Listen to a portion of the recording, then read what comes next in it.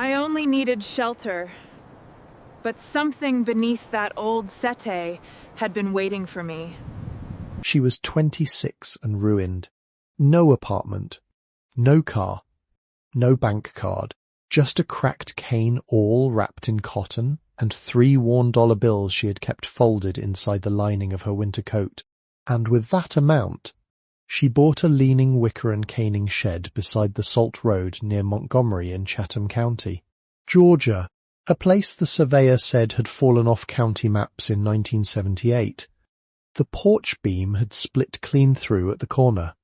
Rain came through the roof in 4 patient places. The county had condemned it since 1996 and was scheduled for demolition the following spring. But what nobody knew was that beneath the false underside of a mahogany settee, in a sealed compartment that had not been opened in over 80 years, was something that would change her life forever. Before we continue, if stories like this mean something to you, hit subscribe. And tell us in the comments where you're watching from. We love seeing how far these stories travel.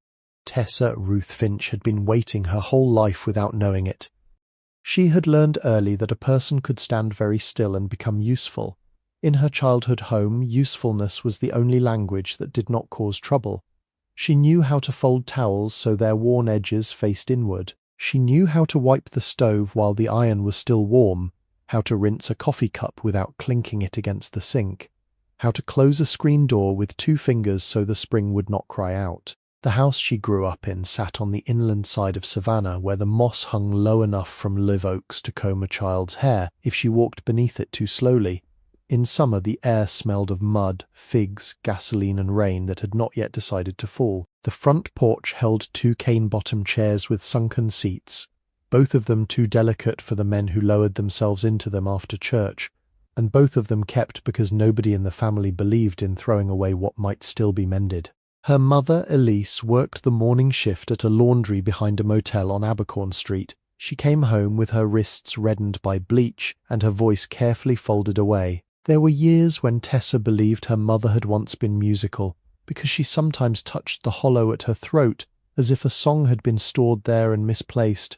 But Elise did not sing. She moved through rooms the way a shadow moved after noon, present and thin, and governed by the angle of somebody else's light. Tessa's father was not a photograph on the mantel. He was a name mentioned less every year. Calvin Finch had been a quiet cabinet maker with narrow hands, the kind of man who noticed when a drawer stuck by the width of a playing card. He died when Tessa was 5 after a highway accident south of Pooler on a rain-polished Tuesday. What remained of him came in careful pieces: a pine toolbox with 2 missing latches, a measuring rule darkened by thumb oil, and a habit Tessa had of running her palm over wood before trusting it. When other children learned handwriting and jump rope songs, Tessa learned how grief could become household management. Her mother did not collapse, she continued. Bills were opened and stacked under the sugar tin, black shoes were polished for Sunday, supper was put on the table whether anybody praised it or not. Tessa watched this and mistook endurance for peace, as children often do when nobody sits down beside them and explains the difference.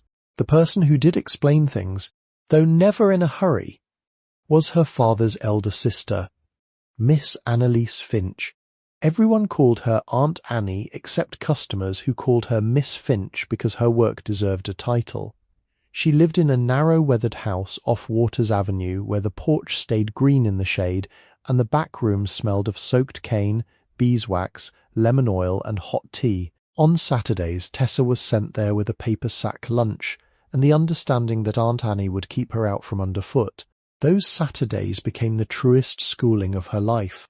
Aunt Annie repaired cane chairs, wicker rockers, rush-bottom stools, porch swings and parlour settees whose owners spoke of them as if they were elderly relatives with ailments that could be named. A chair came in sagging, grey with dust, split along the rail, or punched clean through at the seat. Aunt Annie never called such a chair ruined.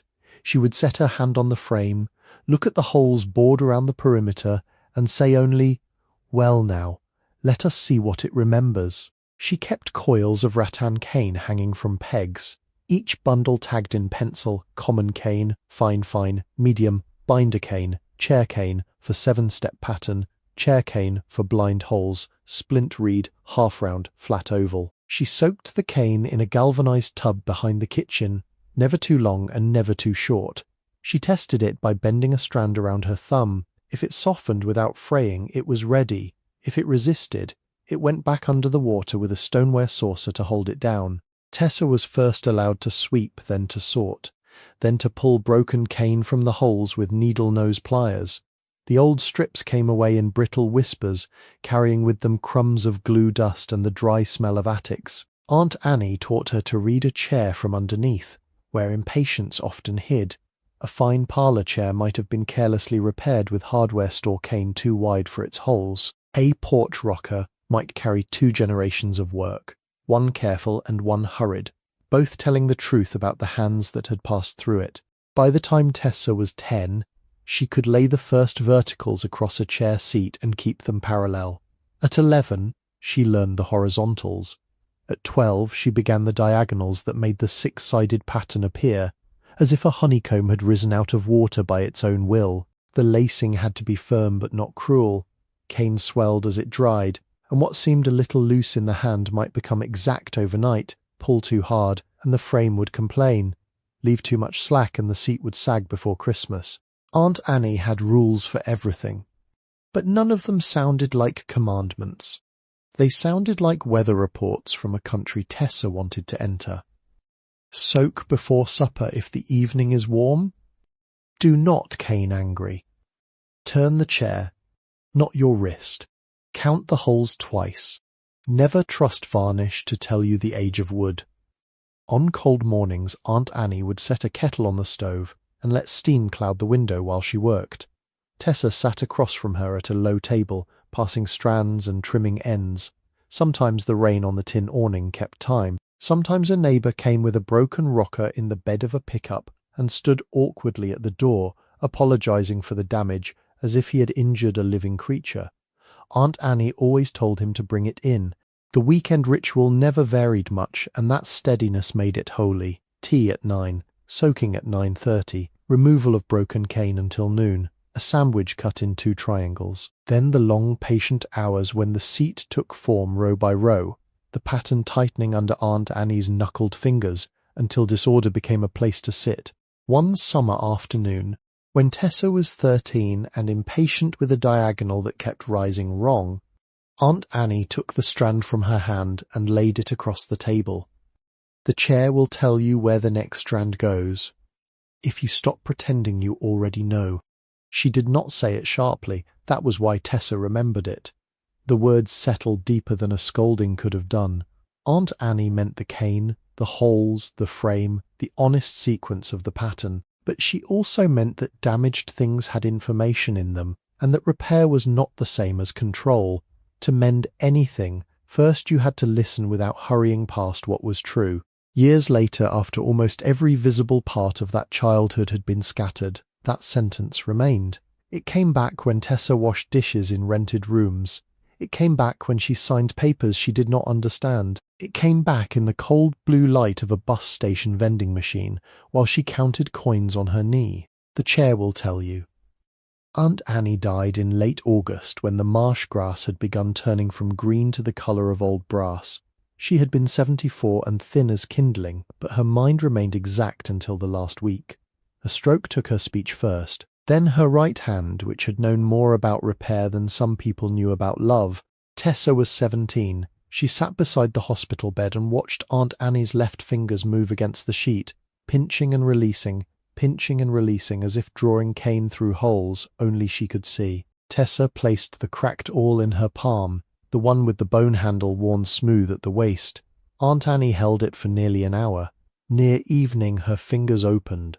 After the funeral, the house on Waters Avenue did not wait for grief to finish. Relatives came with boxes, a dealer came with a clipboard, chairs were priced by people who had never turned one over to study the underside, the galvanized soaking tub went to a neighbour. The bundles of cane were sold with a set of chipped mixing bowls. Aunt Annie's pattern books disappeared into a cardboard carton marked kitchen paper.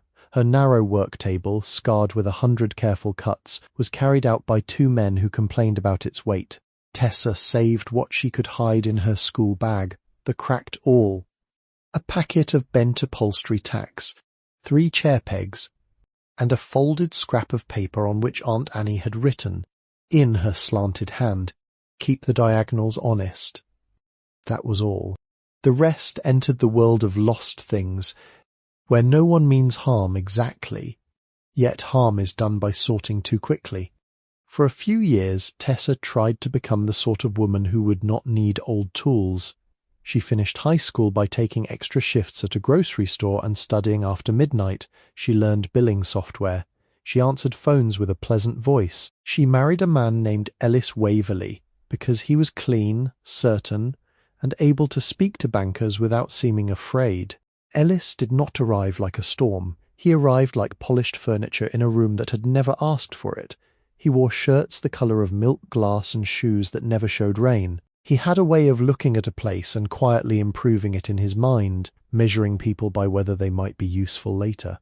At first, Tessa mistook his attention for care. He remembered what she drank with supper. He corrected her resume. He told her she had potential, though the words sat strangely in his mouth, as if potential meant clay he intended to shape. Their marriage was modest in public and narrow in private. Ellis liked clean counters, quiet dinners, and accounts he alone understood. He placed passwords on things and called it organization.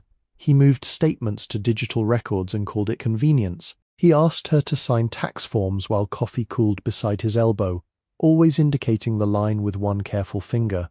When she hesitated, he smiled without showing his teeth. "You worry too much," he would say.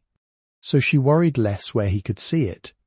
Over 3 years he built a door in the marriage and slowly moved everything valuable through it. A consulting company in Delaware, a freight business that owned no trucks, a repair firm registered to a post office box, accounts that carried names like Clean Windows. Tessa learned these things later, from letters with red print and lawyers who spoke in soft practiced voices. At the time, she only knew that their savings seemed to be always somewhere else, briefly unavailable, tied up, pending, transferred, delayed. Ellis never raised his voice. He did not have to. He made silence do the work. When displeased, he became courteous in a way that chilled the silverware. He would straighten a rug with his shoe, lift a glass from the table and set it on a coaster, close a cabinet she had left open by an inch. The correction was never large enough to object to. That was its strength. Tessa's mother liked him, or she liked the relief he seemed to offer. Elise had grown tired in ways no rest could amend, and Ellis spoke to her with the grave politeness of a man addressing a bank officer. He arranged a new water heater for her house. He paid 2 medical bills without mentioning them again. He sent flowers on Mother's Day with a card printed by the florist. Elise placed the card on her refrigerator and touched it sometimes when Tessa visited. By the end, everyone around Tessa seemed to believe Ellis knew what was best to do. The eviction came on October 3, 2021. It was a Sunday afternoon, dry and bright, the sort of day when porches smell faintly of dust and cut grass. Tessa had been sorting laundry in the bedroom when she heard tires on the driveway gravel. Not 1 car, 3. The first was Ellis's black sedan. The second belonged to a deputy with a folded paper in his hand. The third was her mother's pale blue Toyota, dented along the passenger door. On the bed lay a wicker sewing basket Aunt Annie had once repaired for Elise. Its handle had been rewrapped in fine cane, and the lid still opened with a soft wooden click. Tessa remembered placing socks into it, because the dresser drawers had already been emptied without her knowing. Ellis stood in the hall wearing a grey suit she had never liked. He held a manila envelope against his thigh. The deputy would not look past Tessa's shoulder. Her mother stood near the kitchen doorway with both hands around her purse strap, the way she held it in church during prayers. The papers said the house had never been in Tessa's name. The papers said certain debts were hers. The papers said an agreement had been executed. The papers said many things in language so polished it seemed to have no fingerprints on it. Tessa asked for time to gather her work clothes. Ellis looked down at the sewing basket in her hands. "This is not your home anymore. Tessa, leave." 8 words. Not loud, not rushed. The hallway kept them. Her mother shifted once, just enough for the floorboard to answer. Tessa looked at her then. Elise lowered her eyes to the purse clasp and pressed it shut, though it had already been closed. That was the betrayal, not a speech, not a denial, not even agreement, only the small click of metal under a mother's thumb while her daughter stood with nowhere to go. The deputy allowed her one suitcase. Ellis allowed less by pretending allowance had nothing to do with him. She took 2 dresses, 3 shirts, a sweater with a thinning elbow, a toothbrush, the cracked awl wrapped in cotton, and the sewing basket because her hand would not release it. At the last moment she reached for the pine measuring rule that had belonged to her father. Ellis stepped in front of the drawer. "That belongs with the house," he said. She did not argue. The rule remained in the drawer. Outside, the afternoon was too bright for what had happened. A mockingbird sang from the power line. The suitcase wheel caught in a crack on the walk and tipped sideways. Tessa set the sewing basket on top of it and walked toward the road because no one told her where else to stand. Her mother started the Toyota but did not offer a ride. That sound followed Tessa farther than the car itself did. The first night, she slept upright in the Greyhound station in Savannah, with her suitcase between her knees and the sewing basket under her coat. She had $61.42 in cash, mostly from a jar she had kept behind cleaning supplies. By morning, the room smelled of old coffee, floor cleaner, and people trying not to be noticed. A woman with a baby slept across 3 chairs until a guard woke her by tapping the metal armrest with 2 fingers. Tessa bought a ticket to Brunswick because it was cheaper than anywhere else that sounded like distance. She ate peanut butter crackers from a vending machine and drank water from a restroom sink. In Brunswick, she spent 2 nights behind a church annex where azaleas grew against the brick and the outdoor faucet still worked. The second morning, a custodian found her rinsing her face and said nothing. He went inside and returned with a biscuit wrapped in a napkin, then pointed toward the road without making shame of it. After Brunswick came Darian, reached in the back of a produce truck whose driver asked no questions after seeing the sewing basket. She slept beneath the edge of a bait shop awning while rain moved through the street in silver ropes. Her cash went down to $38.17. She wrote the amount on a grocery receipt with a pencil stub, then folded the receipt into the basket as if bookkeeping could preserve what money could not. In Waycross, she spent 3 nights in a shelter where the beds were narrow and the overhead lights hummed even after dark. A woman named Marcy taught her which donated socks had enough heel left to matter. Another woman, old enough to be careful with every movement, told Tessa to keep her shoes under her pillow or wake without them. The room smelled of damp wool, breath, and institutional soap. On the 3rd morning, Tessa helped re-cane the torn seat of a shelter office chair using plastic packing strap cut from a supply box. It was poor material, slick and stubborn, but the pattern held. The director noticed. He gave her $7 from his own wallet, folding it once before placing it on the desk between them. "Work is work," he said. She carried those words carefully. From Waycross, she went north to Jessup, then back toward the coast because cold weather had begun coming down through Georgia at night. She slept in a laundromat until the owner locked the restroom, then under a picnic shelter near a closed ball field where fallen leaves collected against the chain-link fence. On some mornings she woke with her hands so stiff she had to breathe into them before she could button her coat.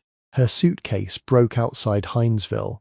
The handle came loose first, then one wheel split along its seam and began dragging with a sound like a complaint. She removed what she could carry and left the suitcase beside a gas station dumpster, apologizing to it in the deliberate silence people use when they have begun speaking to objects. By the 5th week, she had $17.09. By the 6th, after a bus fare, 2 apples, a roll of tape for her shoe, and 1 cup of hot soup bought from a counter because the woman serving it had looked at her too carefully, she had $3 left. She did not spend them. The public library in Savannah stood cool and bright under fluorescent light. Tessa entered because libraries were one of the few places where a person could sit without purchasing permission. Her coat was damp at the cuffs, Her hair had been combed with her fingers. She chose a table near the local history shelves, not because she meant to read history, but because the corner was partly hidden by a pillar and the heating vent breathed across the floor there. For nearly an hour, she let warmth enter her shoes. A bulletin board stood near the copy machine, layered with notices for piano lessons, estate sales, rooms to rent, church suppers, missing cats, and one pale green sheet curling at the lower left corner. The headline had been typed on an office printer. County surplus property auction. Structures for removal or private repair. Minimum bid accepted on select parcels. Most of the listings had been crossed out in red marker. One remained, circled by a clerk, perhaps out of habit, perhaps out of pity for the paper itself. Lot 14C, former wicker-and-chair-caning shed. Montgomery area, Chatham County. Tax parcel irregular. No utilities guaranteed. Condemned structure. Buyer assumes removal, repair, liens, and all risks. Minimum bid $3. Underneath, in smaller print, were the office hours of the county clerk and a note that sealed bids under $10 could be submitted in person. Tessa read it 3 times. Wicker-and-chair-caning shed. The words did not open like a door. They settled like a hand on the table. She copied the address onto the back of an overdue notice someone had left between pages of a gardening magazine. The pencil shook once, then steadied. She looked down at the cotton-wrapped awl resting in her sewing basket, its shape familiar beneath the cloth. There are tools a person owns, and tools that seem to have been waiting for the person to become poor enough to hear them. At the reference desk, a librarian with silver hair and a cardigan the colour of oatmeal showed her how to look up the parcel on a public terminal.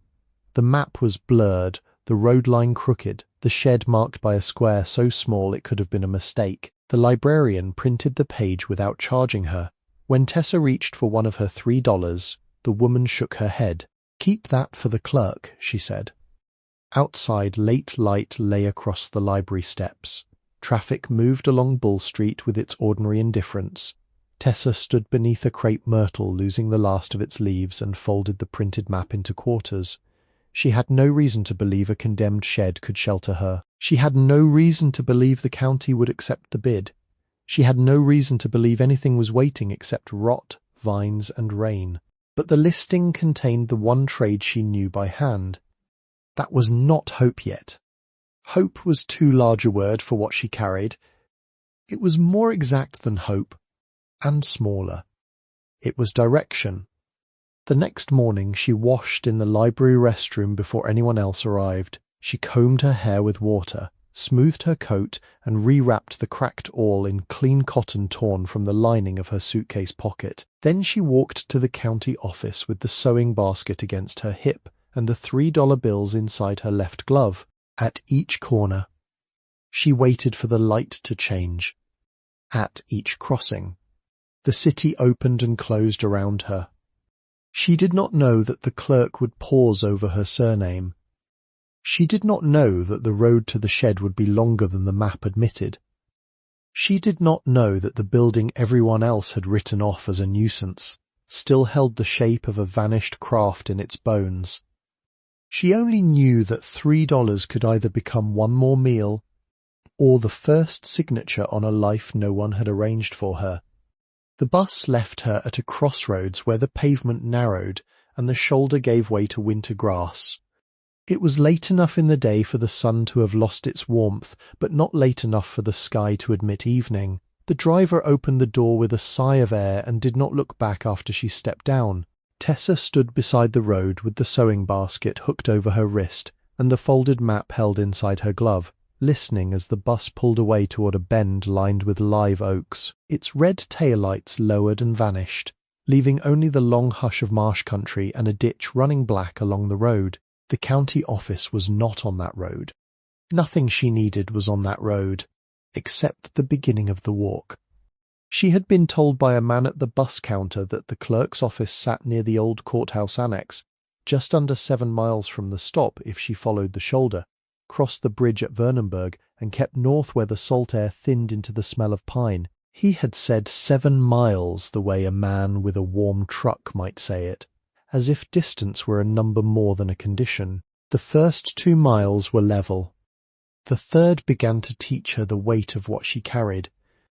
Her shoes had been repaired with tape that held better in hope than in weather. Gravel worked its way under the loosened sole of the right one and stayed there. The sewing basket bumped her thigh with every 4th step, and inside it the cracked awl made a soft, dull sound against the packet of tacks. Cars passed with their headlights already on, though the sky still held a pale wash of afternoon. Most moved into the far lane, a few did not. The temperature began falling before she reached the bridge. By the time she crossed the dark water below it, the air had slipped down to 39 degrees, and a damp wind came off the marsh with the unkind patience of winter in the south. It did not roar. It entered the cuffs, the collar, the seams. She walked with her chin lowered. Past Vernonburg, a farmhouse stood back from the road behind a field left stubbled after harvest. Beside it was a hay barn, with one wall bowed outward and a gate hanging open by a single hinge. The house windows were dark. No dog barked, no porch light came on. Tessa waited at the edge of the field until the road behind her went empty, then crossed the shallow ditch and moved toward the barn as if she had been invited only by the weather. Inside, the hay smelled of dust, dry grass, and mice. The floor was packed earth, colder than wood but sheltered from the wind. She found a place behind stacked bales where the roof still held, wrapped her coat around the sewing basket, and folded herself into the narrow space between 2 walls of hay. Somewhere overhead, tin expanded and contracted with small, tired sounds. A bird shifted in the rafters, then settled again. She did not sleep quickly. Her feet hurt too sharply. Every passing vehicle on the road sent light through a crack in the boards, and drew it across the barn wall like a blade. She counted the intervals between cars until the numbers lost meaning. At midnight or near it, frost began forming along the lower nails of the wall. At 2, the cold entered her knees. At 4, she woke from a shallow dream with both hands tucked beneath her arms and the sewing basket pressed against her stomach. The temperature had dropped to 32 degrees. By morning the field was silver, and each blade of grass held its own thin argument with the sun. Tessa left the barn before the farmhouse stirred. She brushed hay from her coat, retied the tape on her shoe, and followed the road north with stiffened legs. Her breath came white and brief. In the ditch, black water carried a skim of ice no thicker than onion skin. The town appeared in pieces, as southern towns often do when approached on foot. First came the sign for a volunteer fire department, its red paint faded to the colour of dried brick. Then a cemetery with shell paths and leaning stones. Then a white church with 2 doors and a bell tower that had lost its bell after another bend. The road widened and placed her under the gaze of storefronts. There was Pineland Feed and Seed, with sacks of lime stacked under a striped awning, and a calico cat washing one paw on the counter inside. Next to it stood Mercer Hardware, its front window crowded with lanterns, galvanized buckets, sash cord, stove polish, and a handwritten notice about chimney brushes. Across the street was the Willow Plate Cafe, where steam fogged the glass, and somebody had painted a cup and saucer on the door. A narrow barber shop displayed 3 straight razors in a wooden case, though the pole outside no longer turned.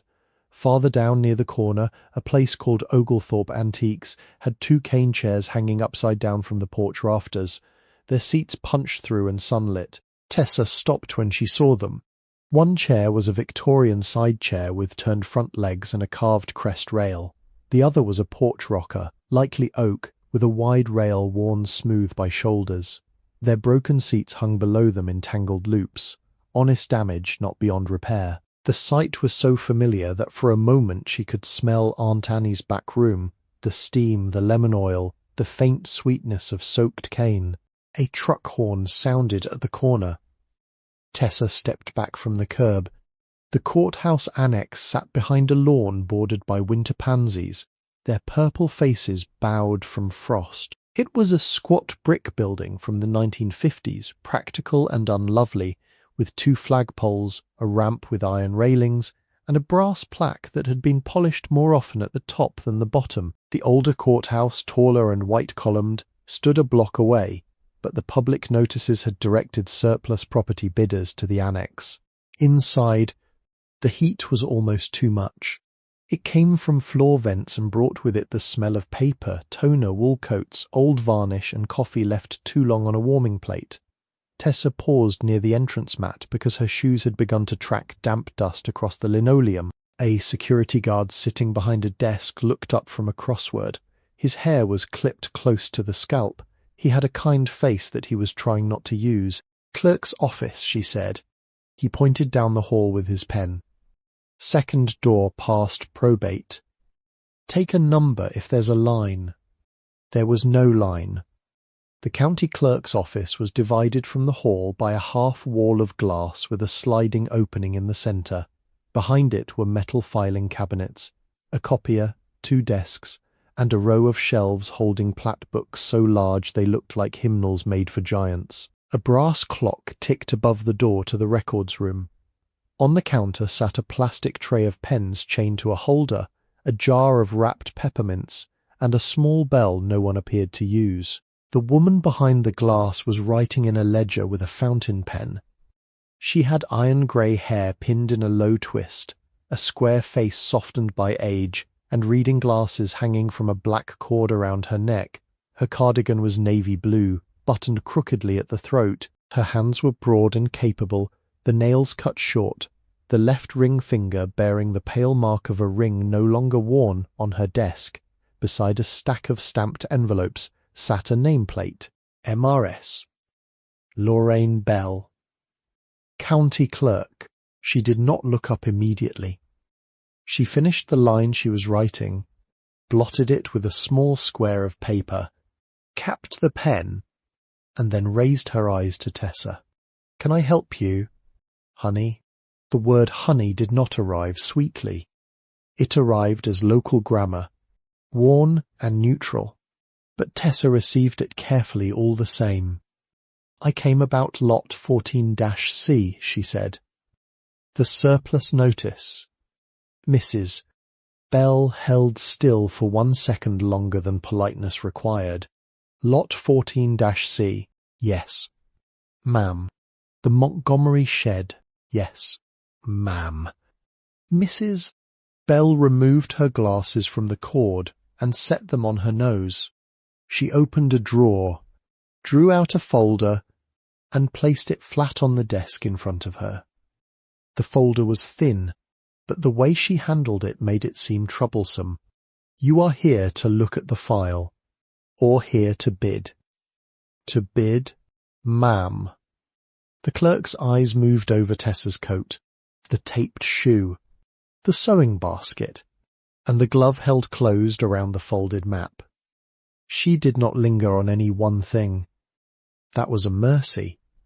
"You understand, Mrs.?" Bell said, opening the folder. "This is not a residence." "Yes, ma'am." "You understand there is no certificate of occupancy." "Yes, ma'am." "You understand that the county makes no promise about water, electric, septic, roof, chimney, foundation, access, boundary, title clarity beyond what is recorded, or any structure standing upright after transfer." "Yes, ma'am." "You understand that condemnation remains in effect until inspection, and that private repair is at the owner's expense." "Yes, ma'am."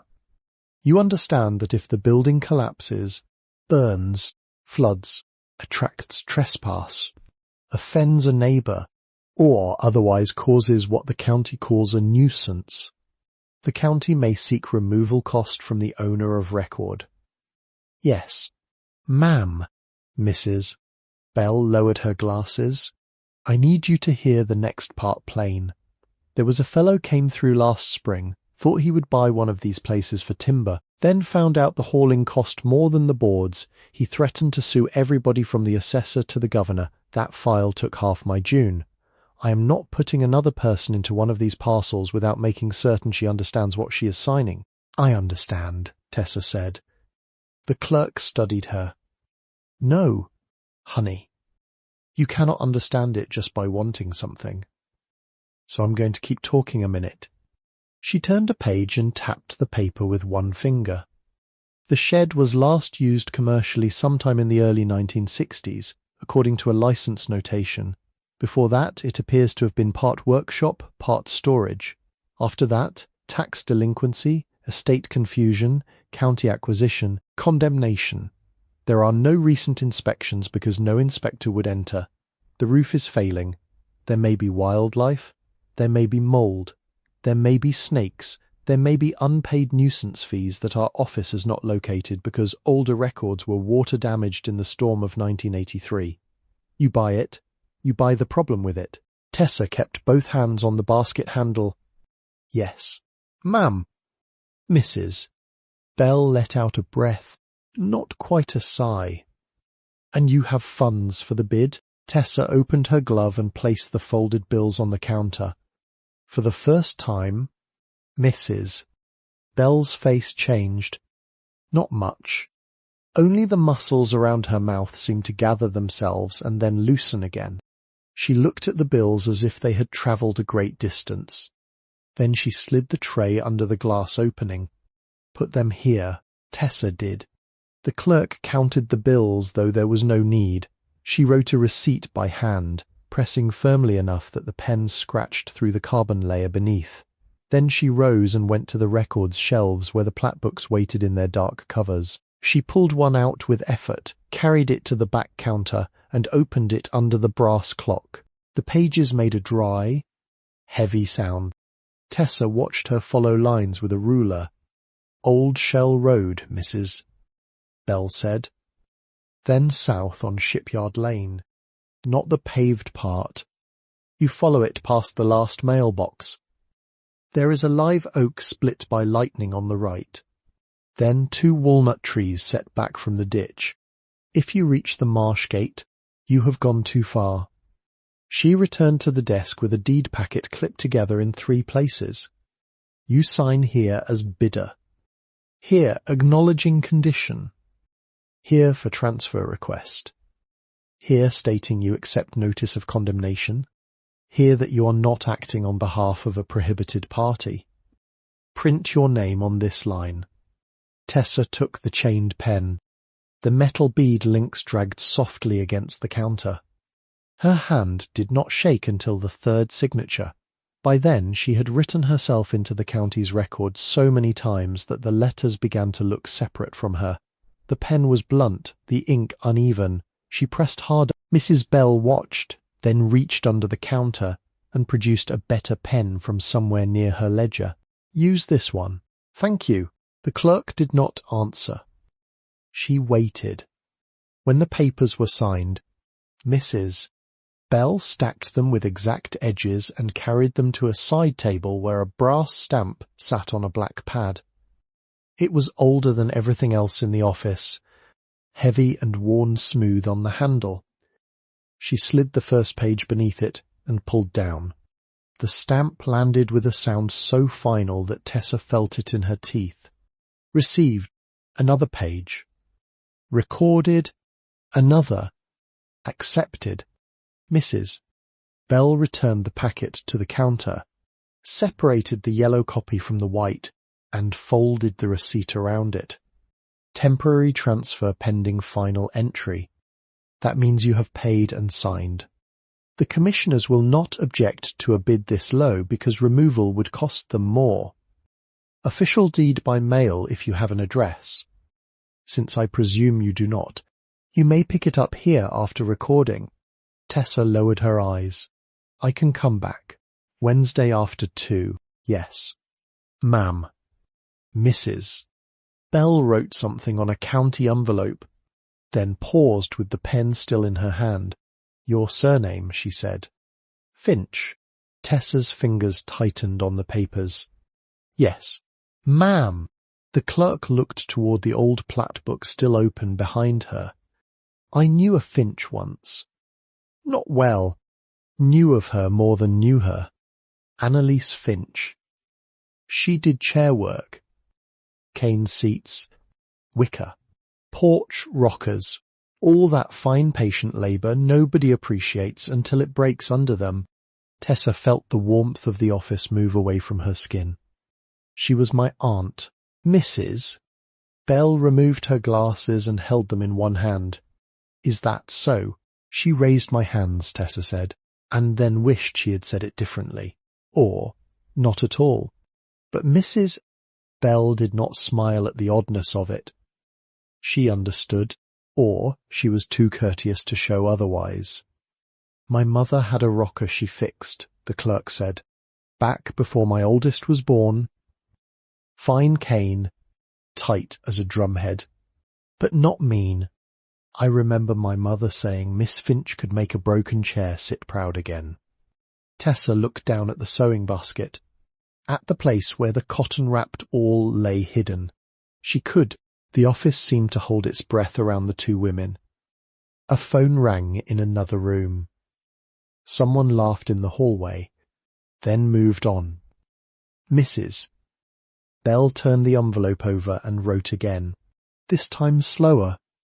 I do not know if that shed has any connection to her, she said. Do not go making meaning just because you need some, but I will tell you this. The older caning families, the ones that worked Savannah porches before the cheap factory seats came in, they knew one another. Montgomery was full of trades once. Boatwrights, net menders, cane workers, basket people, some from the islands, some from Carolina, some from nowhere anybody bothered to write down. She slid the envelope through the glass. I will also tell you the road floods after heavy rain. Thank you. Mrs. Belle. Do you have a way out there? I can walk. Mrs. Belle leaned back. It is near 4 miles from here. Yes. Ma'am. It will be dark soon. Yes. Ma'am. The clerk looked at her for a long time. Then she reached into the peppermint jar, took out 3 pieces, and placed them beside the envelope. Directions are on the back. Do not step inside if it feels wrong. I mean that wood has a voice when it is near giving up. Tessa put the peppermints into her pocket. I know, Mrs. Belle nodded once, as if that answer mattered more than the rest. Outside, the town had deepened into afternoon. The air smelled of wood smoke from somewhere beyond the cafe, and the feed store cat had moved from the counter to the front window, where it watched the street with the solemnity of a magistrate. Tessa stood at the edge of the courthouse lawn and read the directions written on the county envelope. Old Shell Road. Shipyard Lane. Lightning Split Oak. 2 walnut trees. Marsh Gate too far. She walked past the cafe first. Through the steamed glass, she saw a woman in a red apron placing plates before 2 men in work coats. Biscuits split open under gravy. Coffee moved darkly in a pot. For 1 narrow second, hunger made the window larger than the road. Then Tessa placed 1 peppermint in her mouth and kept walking. The hardware store door opened as she passed. A bell rang, and an elderly man came out carrying a paper bag of screws and a coil of rope. He nodded without asking after her. That simple absence of inquiry felt like another kindness. At Oglethorpe Antiques, the broken cane chairs still hung upside down from the porch rafters. The shop was closed now, but the chairs moved slightly in the wind, each ruined seat turning its failure toward the street. Tessa slowed. One had a 7-step pattern. The diagonals were wrong, pulled too tight on the left, starved on the right. Whoever had repaired it last had been in a hurry. She nearly reached up to touch it. Instead, she kept moving. Old Shell Road ran beside low fields and houses set far back under live oaks. Some had porches deep enough to hold a whole family in shade. Some were clapboard, some brick, some mobile homes set on concrete blocks with careful flower beds along the steps. A man raking leaves paused as she passed. A little girl in a pink coat watched from behind a chain-link fence. A dog with a grey muzzle followed her for 3 properties without barking. then lost interest at a mailbox and returned to its own yard. The road narrowed after the last school bus stop. Pavement cracked into patches. Ditches deepened on either side and held brown water reflecting the evening sky. Tessa's legs had entered that stage of weariness where they no longer hurt in one place, but everywhere with the same dull insistence. She counted mailboxes, then fence posts, then her own steps in groups of 50. At the first bend, a neighbour's yard held 3 rusted lawn chairs turned toward the marsh. At the second, a cedar tree had grown into the remains of a crab trap. At the third, she found Shipyard Lane, though the sign had leaned so far forward that it seemed to be reading the ground. The paved portion lasted less than a quarter mile. After that, the lane became 2-wheel ruts divided by grass. Brambles reached from the ditch. The air changed, taking on the mineral scent of tidal mud and the faint sourness of rotting reeds. Mosquitoes rose in small, indecisive clouds where the sun still touched standing water. Farther off, a heron lifted from the marsh with its legs trailing behind like 2 black reeds pulled loose. The lightning-split oak stood exactly where Mrs. Bell had said it would, cleft down the centre and still living, its 2 halves pulled apart but leafed at the crown. Tessa placed one hand on the rough bark as she passed, partly for balance and partly because the tree had survived a wound that should have ended it. Beyond the oak, the road dipped. There were the walnut trees. They stood back from the ditch, not grand, not symmetrical, but unmistakably deliberate, as if someone had planted them to mark a threshold. Their branches were bare except for a few curled leaves that trembled like brown paper. Between them, almost hidden beneath trumpet vine, catbrier, wild grape, and the pale ropes of dead wisteria, stood the shed. It was larger than she expected and lower than it ought to have been, a long narrow timber building with its shoulder sunk toward the marsh. The front measured perhaps 24 feet across, though vines made guessing difficult. The side stretched back nearly 40 feet, disappearing behind a tangle of cane grass and yarpon. Weathered cypress boards ran vertically on the front wall, many cupped with age. The roof was corrugated tin, rusted through in places, patched in others with material that might once have been stovepipe. A brick chimney rose from the rear slope, crooked but not fallen. One small window remained on the east wall, its glass cracked in a white star. The others had been boarded from inside. Above the door hung a sign, half covered by vine. Tessa stepped closer and pulled away enough leaves to read the faded letters. Mallory daughter, share caning, wicker repair, seats rewoven while you wait. The paint had gone soft with years. The word daughter had nearly vanished, but not quite. It remained like a breath held under dust. The door sagged on strap hinges blackened by rust. A county notice had been nailed across it years before, the paper long gone, only the tin backing left with one corner lifted by weather. Tessa found the latch under a braid of vine. It resisted, then gave suddenly, causing the door to shift inward with a low scrape. She did not step in. She stood at the threshold and listened, because Mrs. Bell had told the truth. Wood did have a voice, the shed answered with settling, dripping, and the faint movement of something small behind the wall. No beam cracked. No floor dropped. No hidden thing rushed out. Inside smelled of dry cane, wet boards, dust, old ash, and the green breath of vines that had entered where glass had failed.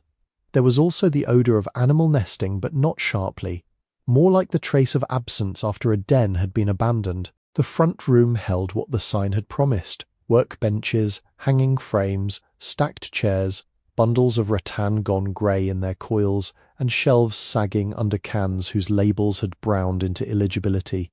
Light came through roof holes in thin, cold shafts. Dust moved within them, not disturbed exactly, only awake. Tessa stepped onto the first board near the threshold it held. She shifted her weight to the second. That one complained but did not give. She moved carefully, placing each foot near the wall where floorboards were more likely to be supported. The sewing basket brushed against her coat. She set it on the nearest bench. and watched its wicker body settle among the shadows as if returning to relatives. The front room was roughly square, perhaps 16 feet deep, with a low ceiling crossed by exposed joists. The boards underfoot were uneven, wide pine darkened by age and damp. Against the left wall stood 3 cane-bottom dining chairs, 2 Victorian side chairs, a child's rocker missing one runner, and a walnut armchair with its seat removed cleanly, the holes around the rail empty and patient. On the right wall hung tools from nails, awls, pegs, shears, clamps, a broken draw knife, a small hammer, several gauges for cane width, and a hand broom so stiff with dust it looked carved. At the rear of the room, a doorway without a door opened into the back section. Tessa paused there, letting her eyes adjust. The back room was narrower, longer and colder. The roof leak had done more damage here. One corner glistened with damp, and a fallen piece of ceiling board lay across an overturned rocker.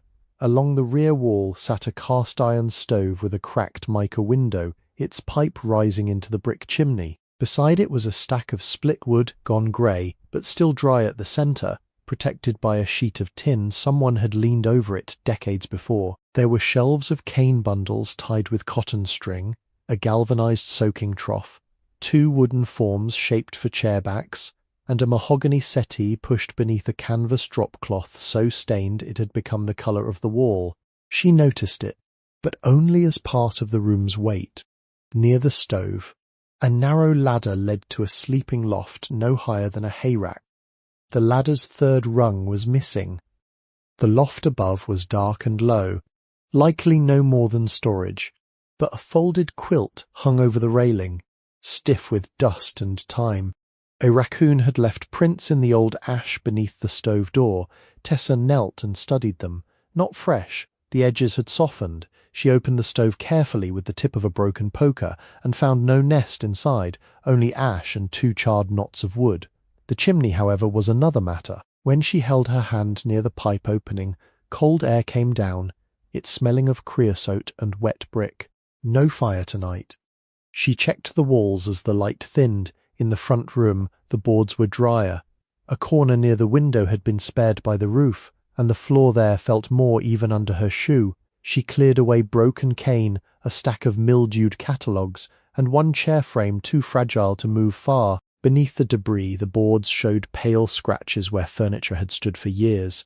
For bedding, she used her coat, the canvas from the settee, and a burlap sack shaken out until most of the dust surrendered. The canvas smelled of cedar, mildew, and some faint sweetness that might once have been polish. She folded it in half and laid it near the wall, away from the largest roof holes.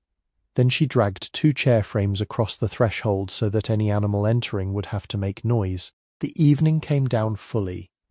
Without electricity, darkness did not arrive all at once. It gathered in corners first, under benches and inside chairbacks. It thickened behind the hanging tools. It entered the back room until the stove became only a shape against a deeper shape. Through the cracked east window, the sky held its last grey light, and beyond it the walnut branches moved without sound. Tessa ate the last peppermint slowly, breaking it against her teeth only after it had thinned to a blade. She drank from the water bottle she had filled at the courthouse restroom. The water was warm now and tasted faintly of plastic, but it was clean. She placed the county envelope under the sewing basket, then wrapped the cracked awl in her handkerchief and set it beside her head. The shed made its night noises. A drip from the roof into a tin can. A scrape of vine against the siding. The soft fall of something dry from a shelf. Far away, a dog barked twice and was answered by another farther off. Nearer, in the marsh, frogs began speaking out of the cold places where frogs should have been silent. Their calls rose and broke and rose again. Not music exactly, but company. Tessa lay on her side facing the wall. The boards were close enough for her to see the grain even in dimness, dark lines travelling through cypress like rivers on a map. Someone had driven nails there by hand. The heads were irregular, set at human intervals, not machine perfect. Near the floor, a small pencil mark remained, a measurement perhaps, or a note cut off by time. She lifted one finger and touched it. No one had arranged this room for comfort. No one had made it safe. The roof leaked, the stove could not be used, the floor might betray her in the wrong place. And outside the marsh held the cold with both hands. Yet the building did not feel empty in the way bus stations felt empty, or shelters after lights out, or houses where love had been replaced by management. It felt full of interrupted labour. That was different.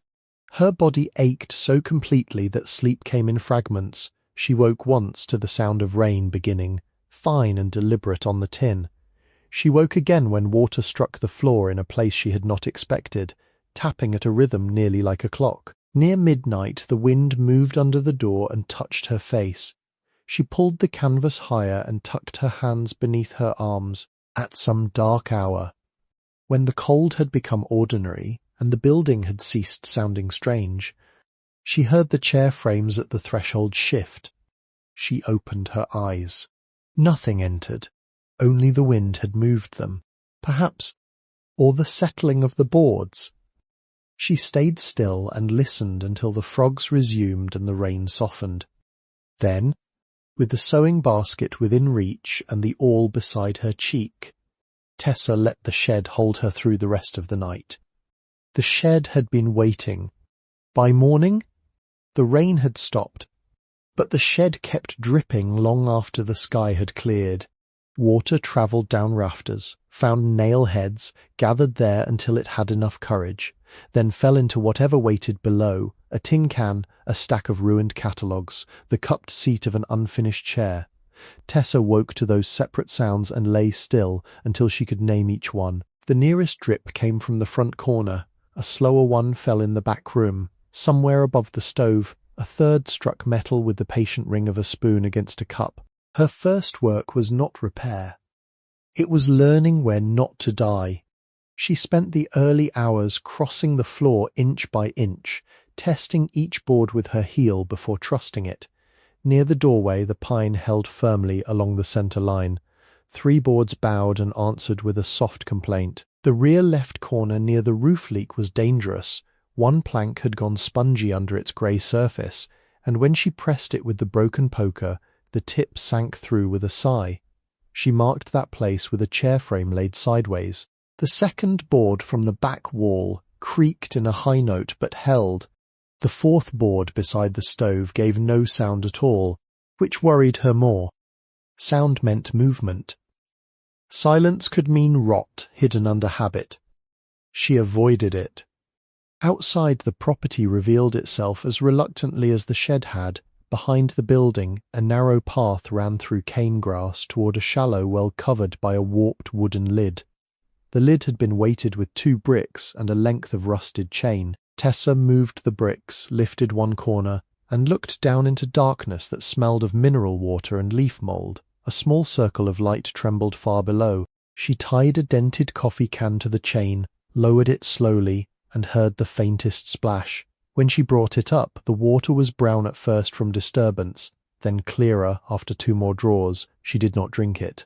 Not yet. She filled the galvanized soaking trough instead, letting the first cloudy water settle there for washing. The outhouse stood beyond the well under a myrtle tree, tilted but upright, with a half-moon cut into the door, and a family of spiders occupying the upper corners. One hinge had pulled loose. The seat-board was grey and cold. Tessa cleaned it with water, sand, and the last of a paper towel folded inside her basket. She left the door open to air and wedged a branch under it so wind would not slam it shut. For 3 days she lived by small measurements. The first day, she cleared a path from the front door to the dry corner where she slept. The second, she sorted broken chair parts into piles, salvageable frames, firewood only, hardware to remove, cane to discard, cane that might still teach her something. The third, she began sweeping the walls from top to bottom with the stiff hand broom, releasing dust so old it seemed less like dirt than time ground fine. She learned that the front room warmed for 1 hour in the afternoon when sunlight entered through the east window. She learned that the roof leaked hardest after rain stopped, as if the building needed time to confess. She learned which shelf held mouse droppings and which held only dust. She learned that the cracked pane made a small ticking sound when wind changed from north to east. At night she slept fully dressed. In the mornings, she washed her face and hands with well water warmed only by the day before. She ate carefully from what she could afford after selling 2 brass buttons from an old coat at the antique shop, saltines, 1 tin of sardines, a small sack of rice, and 3 bruised apples bought from a produce table near the road. The rice she could not cook yet. She kept it in the sewing basket anyway because uncooked food was still a kind of promise. On the 3rd afternoon, she walked back into town. Mercer Hardware announced itself before she entered. The front step had been worn into a hollow by generations of boots, and the door glass held gold letters flaking at the edges. Inside, the store smelled of oiled wood, dust, fertilizer, brass, and the dry paper sleeves in which nails were weighed. A bell above the door rang once when she stepped in, then trembled into silence. The place seemed to have been arranged by memory rather than design. Pegboards held handsaws, putty knives, files, hacksaw blades, trowels, pliers, chalk lines and chimney brushes. Wooden bins along the left wall were marked in black paint, cut nails, finish nails, roofing nails, masonry nails, hinges, washers, cotter pins. Near the back stood a glass case of pocket knives, stove gaskets, oil lamps, and keys waiting to be cut. Above it all hung a canoe paddle, a rusted crosscut saw, and a photograph of 3 men standing before the same storefront in suspenders and Sunday hats. The man behind the counter was tall but stooped, with white hair combed straight back, brown skin weathered fine at the temples, and a moustache that seemed to belong to an earlier century. His shirt sleeves were rolled to the same exact point on each forearm. A pencil rested behind his ear. On the counter before him lay a disassembled lantern and a square of clean flannel. "Afternoon," he said. "Afternoon." He did not ask what she needed. He waited in the manner of someone accustomed to letting customers find the first honest word. Tessa walked the aisles once because walking gave her time to count money without opening her hand. The county payment had taken all she had owned, but after the coat buttons, the $7 from the shelter director, still folded in the basket lining, and a nickel found under a workbench, she had $9.82. She had made the count 3 times before leaving the shed. The man at the counter watched her study the chimney brushes. "You are out at the Montgomery place," he said. Tessa turned. "Yes, sir." Mrs. Bell called. That should have frightened her, but his voice carried no accusation. She said, "You might come in looking at things you cannot yet afford." Tessa lowered her eyes to the shelf of stove polish. "I can pay for some." Some is a respectable word. He picked up the lantern frame and set it aside. "Name is Silas Mercer. Tessa Finch. I know the Finch part. Had a rocker repaired by that family when I was about 12. Seat lasted longer than my first marriage." The corner of his mouth moved, then settled back into patience. He reached beneath the counter and pulled out a ledger. Its cover was cracked black cloth, and the pages inside were ruled in blue lines. "I keep house accounts for people who intend to stay," he said. "Not for speculators. Not for fools. Not for men buying property with somebody else's money and leaving the county to clean up after them. Mrs. Bell said you did not look like any of those. I do not have much collateral. Nobody with collateral buys a condemned shed for $3. She waited. He turned the ledger toward himself and wrote her name at the top of a clean page. "I can open a small credit account. $10 to start. Cash payments when you can. No interest if paid by spring. You will not make me chase you. No, sir. You will not use materials for foolishness before you use them for keeping rain off your head. No, sir. You will not climb on that roof alone." She hesitated. He looked up over the pencil. "No, sir," she said. That answer took too long. I was measuring the truth. Silas Mercer studied her, then nodded once. "Fair enough." He reached to a shelf behind him and took down a thin blue booklet. its cover faded and soft from handling. The title read, Home Repairs for Wood Frame Buildings, County Extension Office, 1964. A woman in a kerchief was pictured on the front beside a man holding a hammer, both of them smiling with federal optimism. "This is free," he said, "because the information is old enough to have manners." Tessa took it with both hands. "Thank you. Do not thank me yet. Read the chimney section twice before you put flame to anything. 3 times if you're proud." "I am not proud. Everyone is proud somewhere." They made a list together. Not of everything she needed, because that would have been its own kind of cruelty, but of what would keep the first week from turning against her. 1 used corn broom with a cracked handle, 75 cents. 1 stiff wire brush, 90 cents. 1 flat pry bar from the second-hand bin, $1.25. A paper sleeve of 6-penny finish nails, 38 cents. A paper sleeve of 8-penny common nails, 44 cents.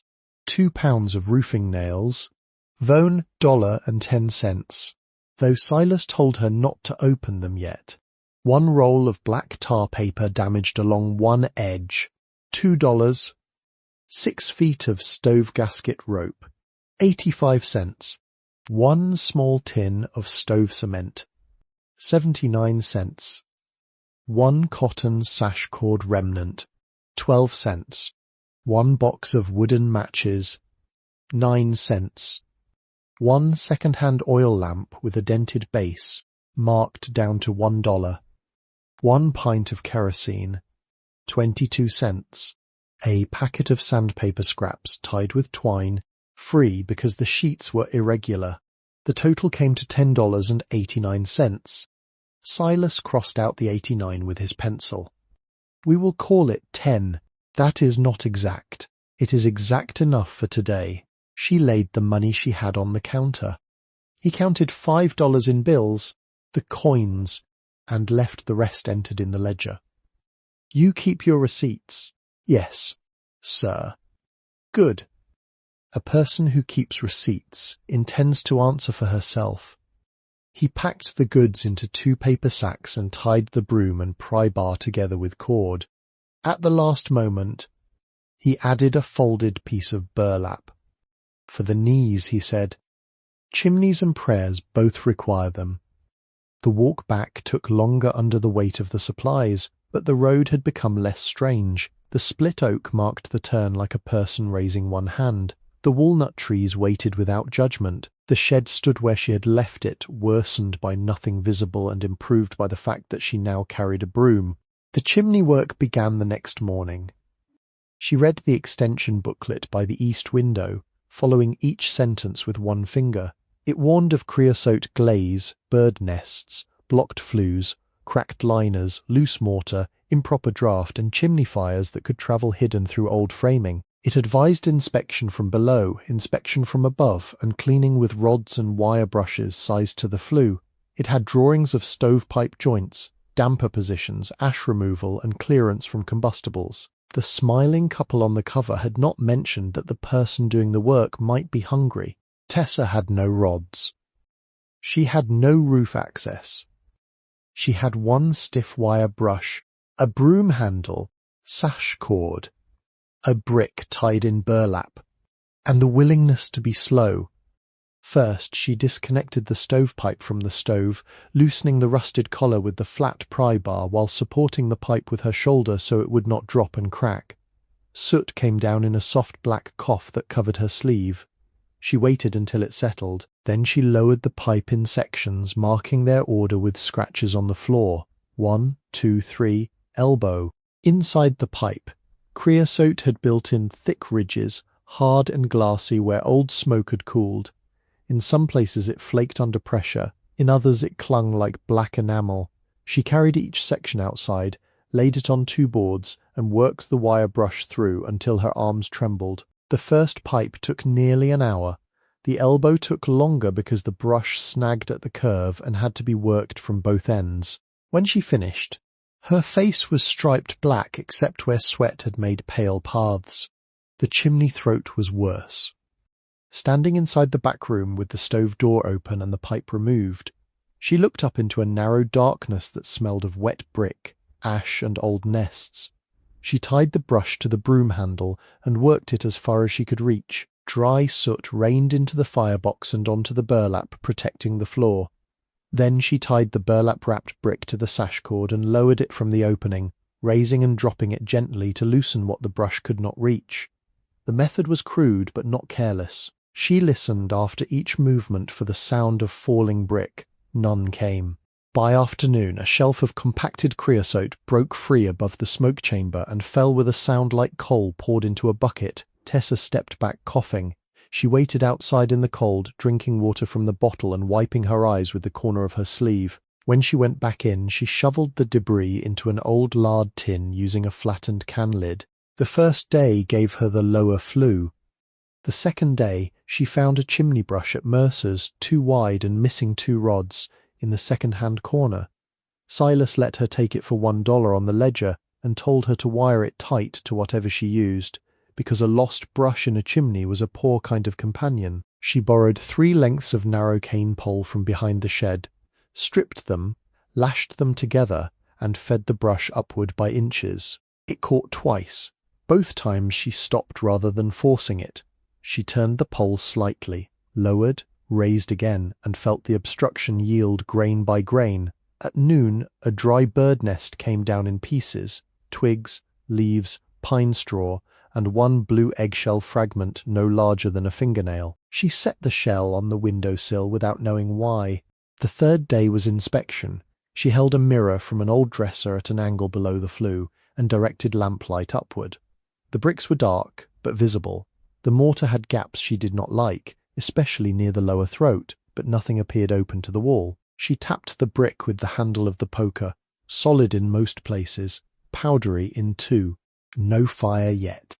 She mixed stove cement with the patience of a person learning a new grammar, dampening the cracked edges, pressing the dark paste into the gap around the stove collar, smoothing it with a wet finger wrapped in cloth. She reset the pipe sections in the same order she had marked, crimped ends pointing toward the stove so any creosote would stay inside the pipe.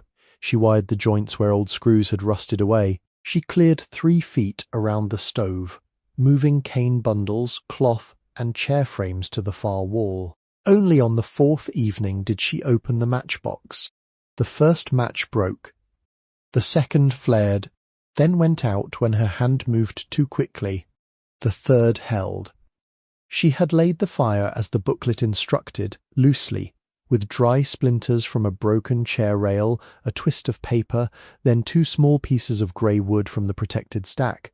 She touched flame to paper in 3 places and left the stove door cracked. Smoke lifted, hesitated, and for 1 cold second seemed to lean toward the room.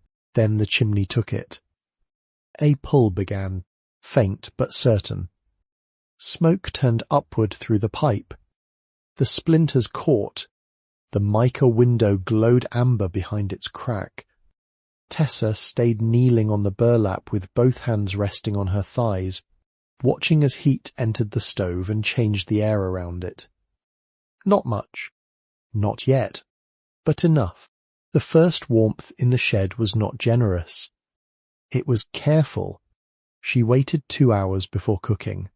She fed the fire in small pieces, never crowding it, checking the pipe with the back of her hand for excessive heat, watching for smoke leaks at each joint. When the stove settled into a steady draw, she placed an old enamel pot on the top plate, filled it with water, rice, and the last of the sardines broken into pieces.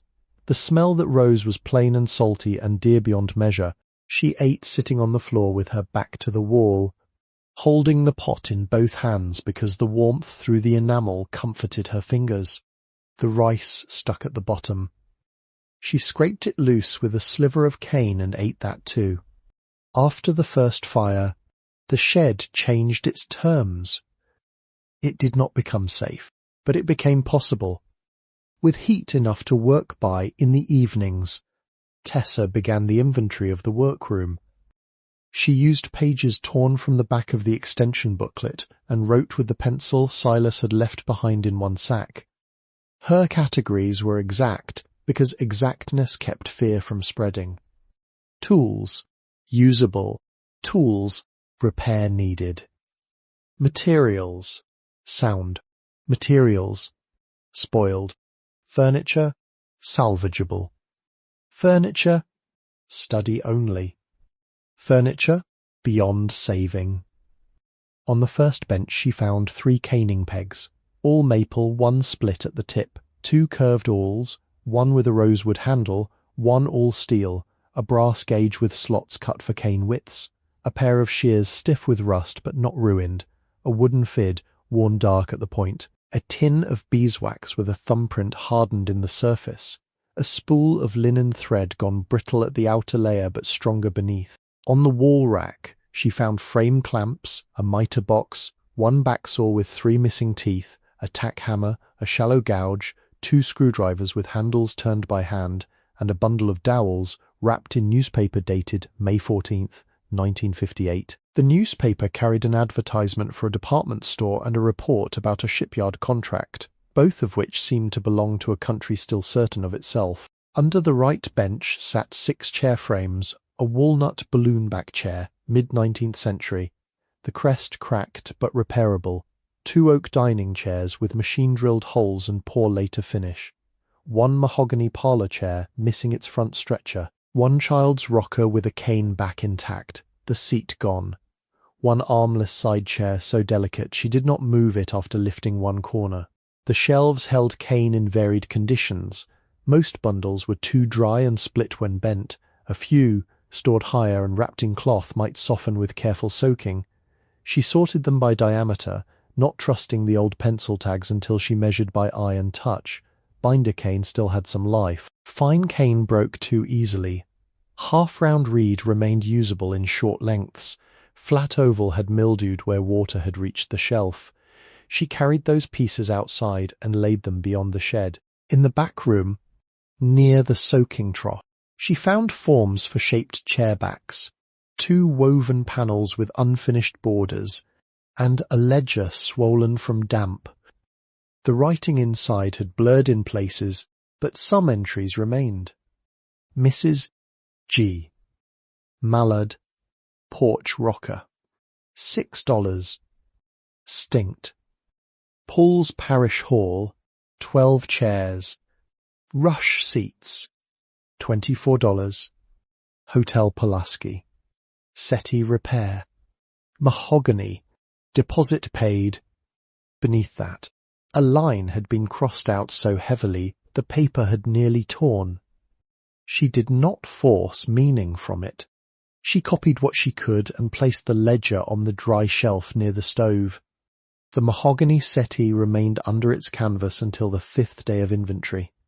She had delayed it partly because it was large and partly because the covering had the formal stillness of a sheet over a body. When she finally pulled the canvas back, dust rose in a slow grey cloud. The settee beneath was not ordinary shop stock. Even under grime, it carried itself differently. The frame was mahogany, dark beneath a failing coat of shellac, with carved arms ending in modest scrolls and a back rail shaped in a long, shallow curve. It was not ornate enough for a mansion, but too fine for a workroom. The seat had been removed, leaving a long rectangular opening where caning or upholstery had once been. Under that opening, however, someone had fitted a false bottom of thin cedar boards, stained to match shadow. It sat below the seat rail, nearly invisible unless a person knelt and looked upward. Tessa did not notice the bottom first. She noticed the sound. When she shifted the settee away from the wall, one rear leg dragged over the floor with a heavy scrape out of proportion to the frame. She stopped. A dry chair could be surprisingly light once stripped. This settee was not. She tried lifting one end. It rose, but with a reluctant density that did not belong to hollow wood. She set it down and waited for her breathing to steady. Then she began the tests Aunt Annie had taught for hidden damage and poor repairs. Not for treasure, not for secrets, only for truth. First, the sound test. She tapped the outer rails with the wooden fid. The left arm gave a deep, clean note. The right answered slightly duller near the rear joint. Likely old glue failure. The front rail sounded solid. The back rail, though dusty, gave the ringing note of good mahogany. Then she tapped the cedar underside. Most of it answered with the dry, thin knock of panelling. Near the centre, under the place where a sitter's knees would have rested, the sound changed, not louder. Lower. She tapped again. Thin, thin, thin. Then a kept sound, as if something behind the wood had swallowed the knock and returned it through cloth. Next, the weight test. She cleared the floor around the settee, removed the remaining loose seat strips, and lifted the front by both arms. Heavy, yes, but evenly. Then she lifted the rear heavier by several pounds, though the wood was shaped no differently. She moved one hand along the underside until the balance changed under her palm. A compartment did not announce itself. It argued quietly with gravity. She knelt with the oil lamp close by and examined the cedar bottom inch by inch. The boards had been skillfully fitted, their seams disguised by grain and old dust. Ordinary screws would have betrayed them, but there were none. Along the centre, 4 round cedar discs had been set into the panel, each no larger than a quarter, each aligned with a place where a screw head might have been hidden. Their grain ran crosswise to the boards. Plugs. She sat back on her heels. Outside, evening had begun pressing against the window. The stove ticked as it cooled. In the front room, a drip resumed from the roof into the tin can. Though no rain was falling, the sound counted for her. She did not pry at once. Old wood, like old grief, could be ruined by impatience. She warmed a little water on the stove and dampened a cloth. With the cloth, she cleaned around the cedar discs until their edges showed. Then she touched each plug with the tip of the cracked awl. The first resisted. The second did also. The third had the faintest give, not loose, but different. She chose that one. Using the awl as if it were a needle rather than a lever, she worked the point into the hairline around the plug. Once, twice, then she stopped to breathe and shifted the lamp nearer. A harder push might split the cedar. She took one of the maple pegs from the bench, filed its tip against sandpaper, and used it to press along the grain. The plug moved the width of a thread. It took 23 minutes to remove the first cedar disc. The screw beneath was blackened brass, its slot filled with wax and dust. She cleaned it with a tack point, fitted the old screwdriver, and turned. It did not move. She tapped the screwdriver handle with the tack hammer, not to force it, but to wake the threads. Then she tried again. The screw turned a 1/4 inch. She closed her eyes once. The other plugs came slower. One split. One lifted clean. One had to be softened with a drop of warm water and patience. The screws beneath were of the same blackened brass, hand set, older than the last repair. She placed each plug in a line on the floor, each screw beside it. She kept order because order was respect. When the last screw came free, the panel did not fall. It remained sealed by time, wax, and the snugness of work done by someone who had not intended casual hands to open it. Tessa slid the flat pry bar under the edge and stopped at the first complaint. Too much. She withdrew it. Then she used the awl, the fid, and finally a thin strip of cane as a wedge, easing the panel down not by force but by negotiation. At last, Vone corner opened. The smell came first. Cedar, leather, paper, and a faint mineral cold that did not belong to the room. She lowered the panel with both hands. It came away as a shallow tray, revealing a cavity fitted between the rails and lined in dark cloth. Inside were 3 packages, each wrapped separately. The first was long and narrow, tied in linen tape yellowed with age. The second was square, covered in oilcloth. The third was a small leather pouch, dark brown, its drawstring stiff, placed beside a flat tin box.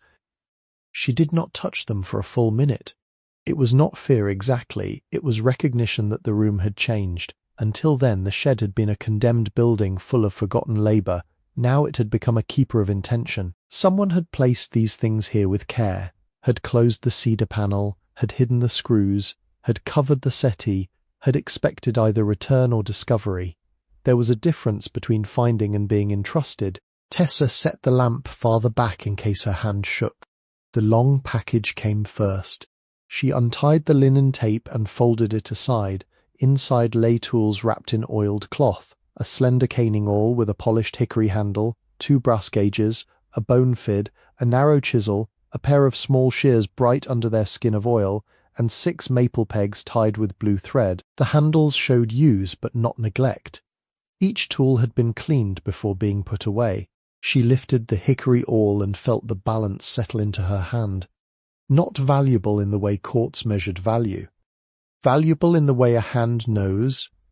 The square oilcloth bundle held raw material, coils of cane, pale gold even after years, sealed in waxed paper and protected from damp.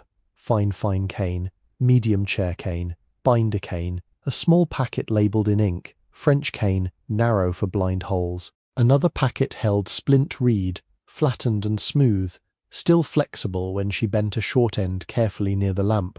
A note had been tucked between the coils, written in a firm, upright hand. Do not soak until ready. Warm water only. Never boil. She set the note beside the tools. The tin box was next. Its lid was tight. She worked it loose with both thumbs, expecting paper, perhaps receipts or patterns. Inside lay coins wrapped in muslin and a folded envelope sealed with dark wax. The wax bore an impression of something like a woven hexagon, though age had softened the edges. She did not open the envelope. Not yet. The coins she unwrapped because money had become too practical to leave unknown. She counted on the floor beside the lamp, grouping them by type the way Silas had grouped nails. Silver dollars. Morgan, dated 1886, went on 889, 1891, 1896, 7 in all. Peace dollars, 2, both 1922. Barber $half, 11. Mercury dimes, 23. Indian head cents, 39. Wheat cents, too many to count quickly, but she counted them anyway, because small denominations deserved the same attention as large ones. There were also 5 gold coins wrapped separately in cotton, 2 Liberty Head half-eagles, one dated 1881 and 1893, 2 Indian Head quarter-eagles dated 1911 and 1914, and 1 St. Gordon's double eagle from 1924, worn at the high points but still carrying its standing figure with grave confidence. Tessa copied each date into her page. She had no book to give exact collector values. She only knew the face values, and even those made her sit back.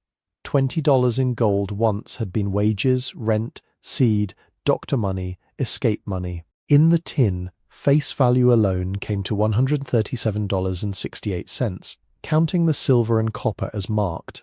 But the weight and age of the gold told her the truth was larger. At the bottom of the tin lay a military medal wrapped in a square of faded blue cloth. It was a purple heart, the profile worn but clear, the ribbon darkened by time. On the reverse, in small engraved letters, was a name. PVT. Jonna E. Mallory. 1918. Tessa held it flat in her palm. The metal was cold, though the room had warmed. She did not know Jonah Mallory.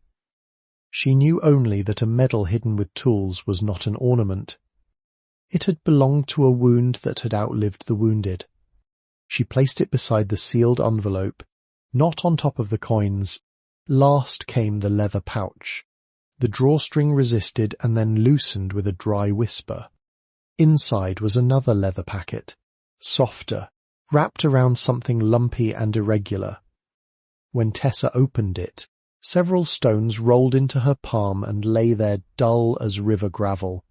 They were not cut, they did not sparkle. In the oil lamp's light they appeared cloudy, pale, faintly yellow in places, with sharp natural faces and a cold, dense feel unlike quartz or glass. There were 9 larger stones and 12 smaller ones, each wrapped originally in a scrap of paper now too fragile to unfold quickly. On one paper she could read the words Rough Diamonds, Georgia Buyer, 1939. She did not breathe for a moment. Diamonds belonged in shop windows, on fingers, in advertisements, in marriages that pretended permanence through expense. These looked like pieces of weather. Honest, unadorned, almost ugly until the mind caught up with what the hand held. Beneath the packet, stiff against the bottom of the pouch, was a folded deed. The paper had been protected inside oiled silk and then leather. It unfolded with little resistance, though Tessa did it over the cloth and with both hands. The legal language was old but legible. The property named was not the shed. It described acreage near Fort Valley, Peach County, Georgia, with boundaries by creek, rail spur and county road, 186 acres more or less, peach orchard, packing shed, water rights, transfer held in trust under the Mallory name. A second paper, newer, dated 1974, referenced mineral rights, crop lease, and retained ownership through a family trust whose last listed trustee had died without recorded heirship. Tessa did not understand enough to understand. That was its own kind of danger. She folded the deed along the lines already present and set it back on the cloth. Her hands were cold now, despite the stove.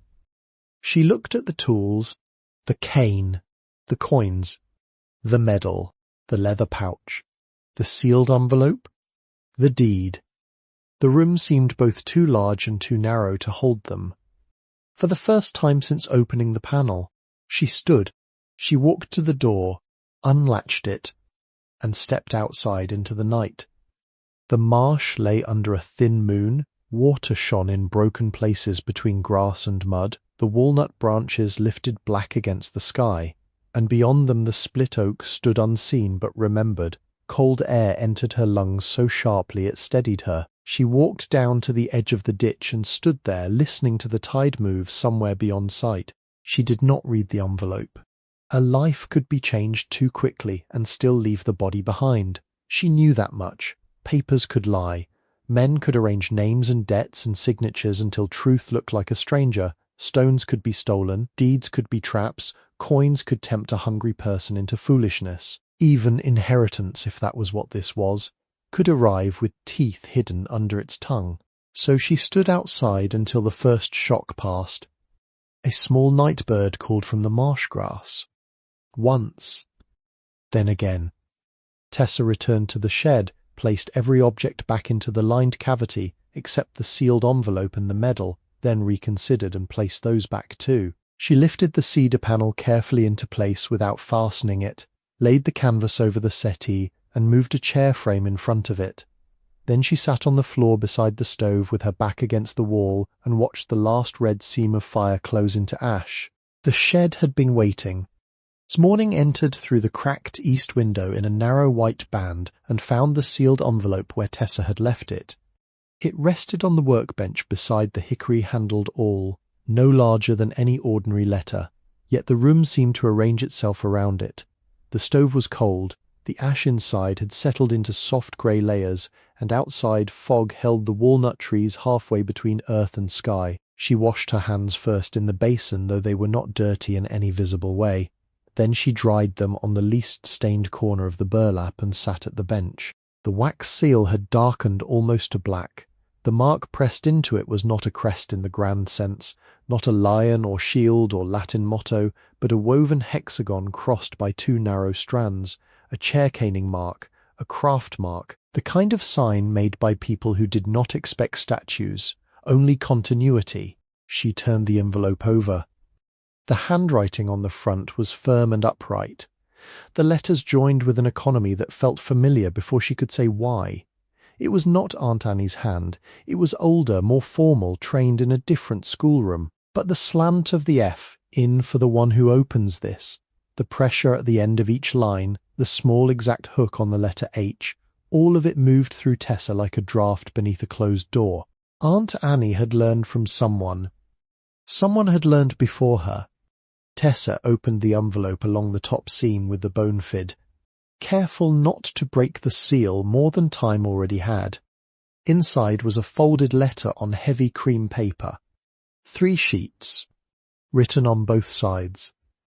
A faint scent of cedar rose from it. Preserved by darkness. She smoothed the pages with both palms and began.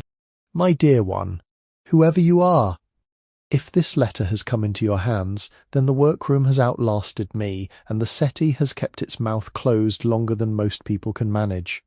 I have hidden these things not because I mistrust you, but because I mistrusted the years between us. Years can be careless. They sell what should be taught, burn what should be saved, and call it clearing space.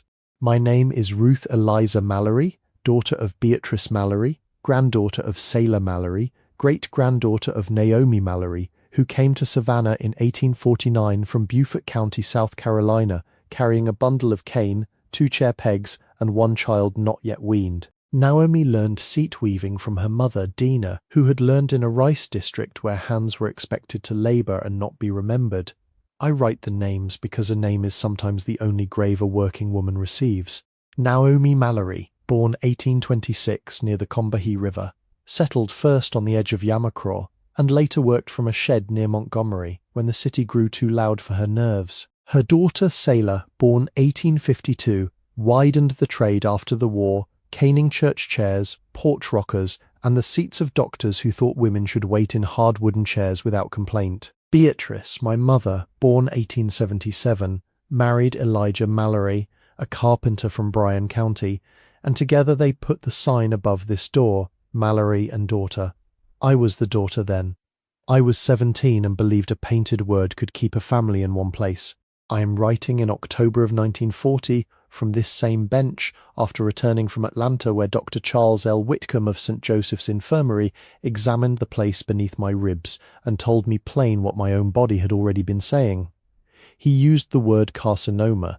He was not cruel. He wrote instructions on a card and he looked at my hands when he spoke, perhaps because he understood I would measure the truth through what they could still do. I have months, maybe a year if mercy comes slowly. There is no child of mine to receive this. My husband, Samuel Pike, died of influenza in 1919 after nursing others through the worst of it. My brother Jonah was wounded in the Argonne in October of 1918 and returned with less strength than he left with. He died before spring could make the marsh green. My son, Matthew, born after Samuel went into the ground, lived only 9 days. I write those facts without decoration because sorrow does not need lace. The trade began closing before my body did. On May 6, 1932, the last great hotel order was cancelled, and the manager sent word that factory seats from the north were cheaper and did not require waiting. After that came repairs only, then fewer repairs, then people asking if I could make a broken chair look new for the price of a meal. The young wanted chrome, the old died. The porches were screened, then emptied. 30 years of silence can gather around a craft before anyone admits the room has gone still. If you're here to sell, sell with clean hands. If you're here to learn, begin slowly. Cane is not rope. It is grass with memory. Use warm water between 105 and 115 degrees, never boiling, and soak common cane 12 to 15 minutes only. Binder cane may take 20, but test it with your thumb. If it turns limp, you have drowned it. Keep a damp cloth over the working strands. Lay verticals first, front to back, leaving a breath of ease. Lay horizontals second. Weave the first diagonal from front left to rear right, under 2 where the pattern asks, over 2 where it answers. The second diagonal completes the 6-sided eye. Do not tighten fully until the last diagonal has found its place. For a chair with holes 3/8 of an inch apart, Use medium cane no wider than 2¼ millimeters. If the holes are blind, do not curse them. Pack with short pegs and patience. Binder must be drawn smooth around the rail, but not so tight it cuts the wet cane beneath. Trim ends only after drying overnight. If you must stain, wait 3 days. Better yet, let age do what stain pretends to know. The raw stones in the pouch were payment from a man who had no money in 1939 and more fear than honesty. I did not ask where he got them. That was my sin of omission. The deed belongs to land my mother held in trust for a cousin line that scattered during hard years. If the law has kept it alive, then use it not as a throne, but as a root. Land is not wealth unless it feeds someone, shelters someone, or teaches someone to remain. The coins are not for extravagance, they are for thresholds, a roof, a doctor, a stove, a lawyer honest enough to say what he does not know. Spend them only where the next month cannot be reached without them. The medal is Jonah's, do not sell it. A country may forget a private, but a family must not. I do not know your face. You may be blood. You may be accident. You may be a stranger with hands better suited to this place than any heir I could name. Inheritance is not always the taking of what was kept. Sometimes it is the agreeing to keep something longer. If you have opened the settee, you have already done one thing correctly. You did not break what you could listen to. That is enough beginning for any life. Out back between the 2 walnut trees, you will find an iron horseshoe grown halfway into the bark of the left-hand trunk. Elijah nailed it there the year the sign went up. He said a shop needed luck. I told him it needed steady hands, but I let the shoe remain because marriage is partly the art of leaving harmless things in place. If the roof still stands, thank it. If it does not, rebuild low and true. If the stove draws, make tea before making plans. If the work frightens you, wait 1 day and sweep. A swept room tells the truth more kindly. The house is not empty. It has been waiting. You're welcome here. Ruth Eliza Mallory Pike, October 18th, 1940. Tessa did not move when the last line ended. The fog outside thinned, and the walnut branches emerged with small drops of water gathered at their tips. A crow crossed the pale window and was gone before its shadow reached the workbench.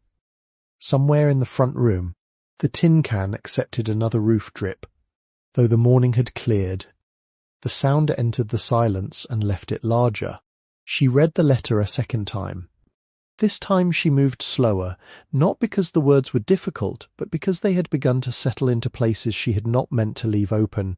Naomi, Sailor, Beatrice, Ruth, names like chair strands laid across time, each one depending on the last, each one pulled through hardship and tightened by hands the county records likely misnamed or omitted entirely. She touched the sentence about working women in graves, then drew her hand back before oil from her skin could mark the paper. When she finished again, she folded the pages along their original creases. The paper remembered the old lines and accepted them. She placed the letter back inside its envelope, but did not seal it. The broken wax lay on the bench in 2 dark pieces. Then she stood and went out the back door. The cold met her without ceremony. The grass behind the shed was wet enough to darken the hem of her dress. Fog lifted from the ditch and moved low between the trunks.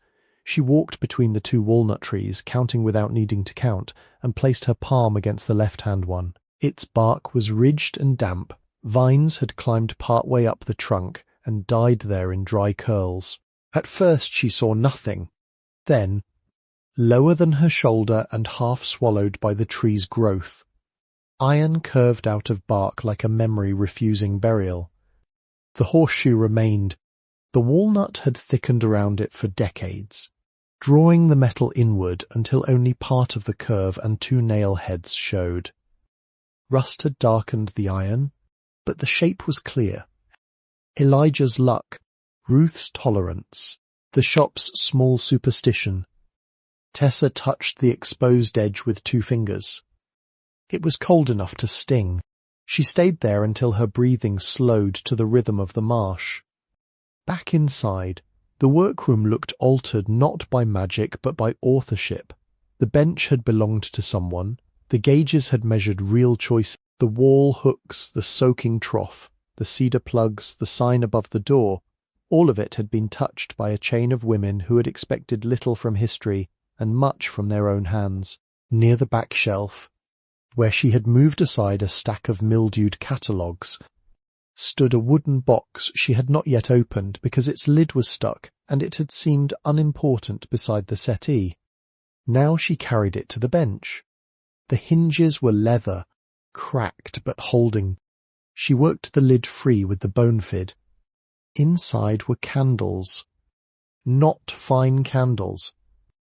Not ceremonial in any public sense. Short beeswax tapers wrapped in brown paper. 6 in all, slightly bent from years of heat and cold. A scrap of paper lay on top, poured September 1880. Naomi's wax. The letters were Beatrice's perhaps, or Sailor's, not Ruth's. Older, softer. Tessa held one candle to her nose. It smelled faintly of honey and dust and the inside of a drawer, 60 years old, perhaps more when Ruth wrote, and far older now. Bees had gathered the wax from flowers no living person could name. Hands had warmed it, poured it, wrapped it, kept it through moves and deaths and changing prices, until it reached this morning. She hesitated before lighting it. Then she carried one taper to the stove, set it in a chipped saucer weighted with a nail, and struck a match. The flame touched the wick, withdrew, then returned in a small blue base and golden tongue. The candle did not blaze. It accepted fire with dignity. Light gathered on the bench, on the hickory awl, on the letter, on the brass gauges, on Tessa's hands. It made the rough diamonds look less like wealth and like cold seeds. It brightened the purple heart enough for Jonah's engraved name to appear and disappear as the flame moved. She made tea because the letter had told her to, and because obedience to a wise instruction can steady the body when meaning becomes too much. The water warmed in the enamel pot. She used no tea leaves because she had none. Hot water would have to carry the shape of tea for now. She held the cup anyway and let steam touch her face. The chain of small kindnesses came to her one by one, not as grand rescue, but as nails driven straight enough to hold. The custodian in Brunswick, placing a biscuit in a napkin and pointing toward the road so she would not have to thank him too long. Marcy in Waycross, sorting donated socks and teaching her which pairs still had enough heel left to matter. The shelter director, folding $7 once and calling work by its proper name. The librarian in Savannah, printing the map without charge and telling her to keep the money for the clerk. Mrs. Bell, placing peppermints beside the county envelope and warning her that wood had a voice when it was near giving up. Silas Mercer, opening a $10 account in a ledger that had not yet learned whether she would keep faith. None of them had changed everything alone. Each had placed one careful strand where the next one could cross it. That was how seats held. That was how people held.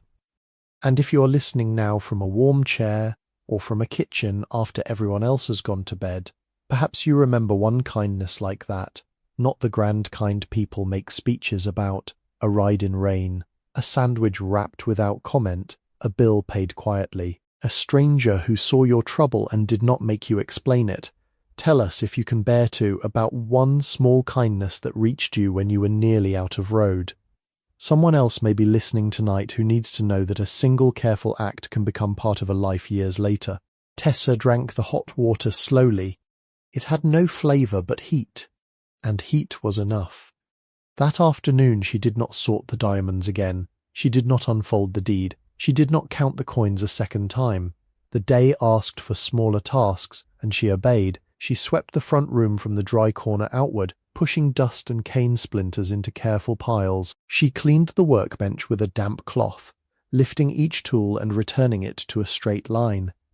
She wrapped the raw stones again, tied the leather pouch, and placed it beneath the cedar panel. The deed went beside it.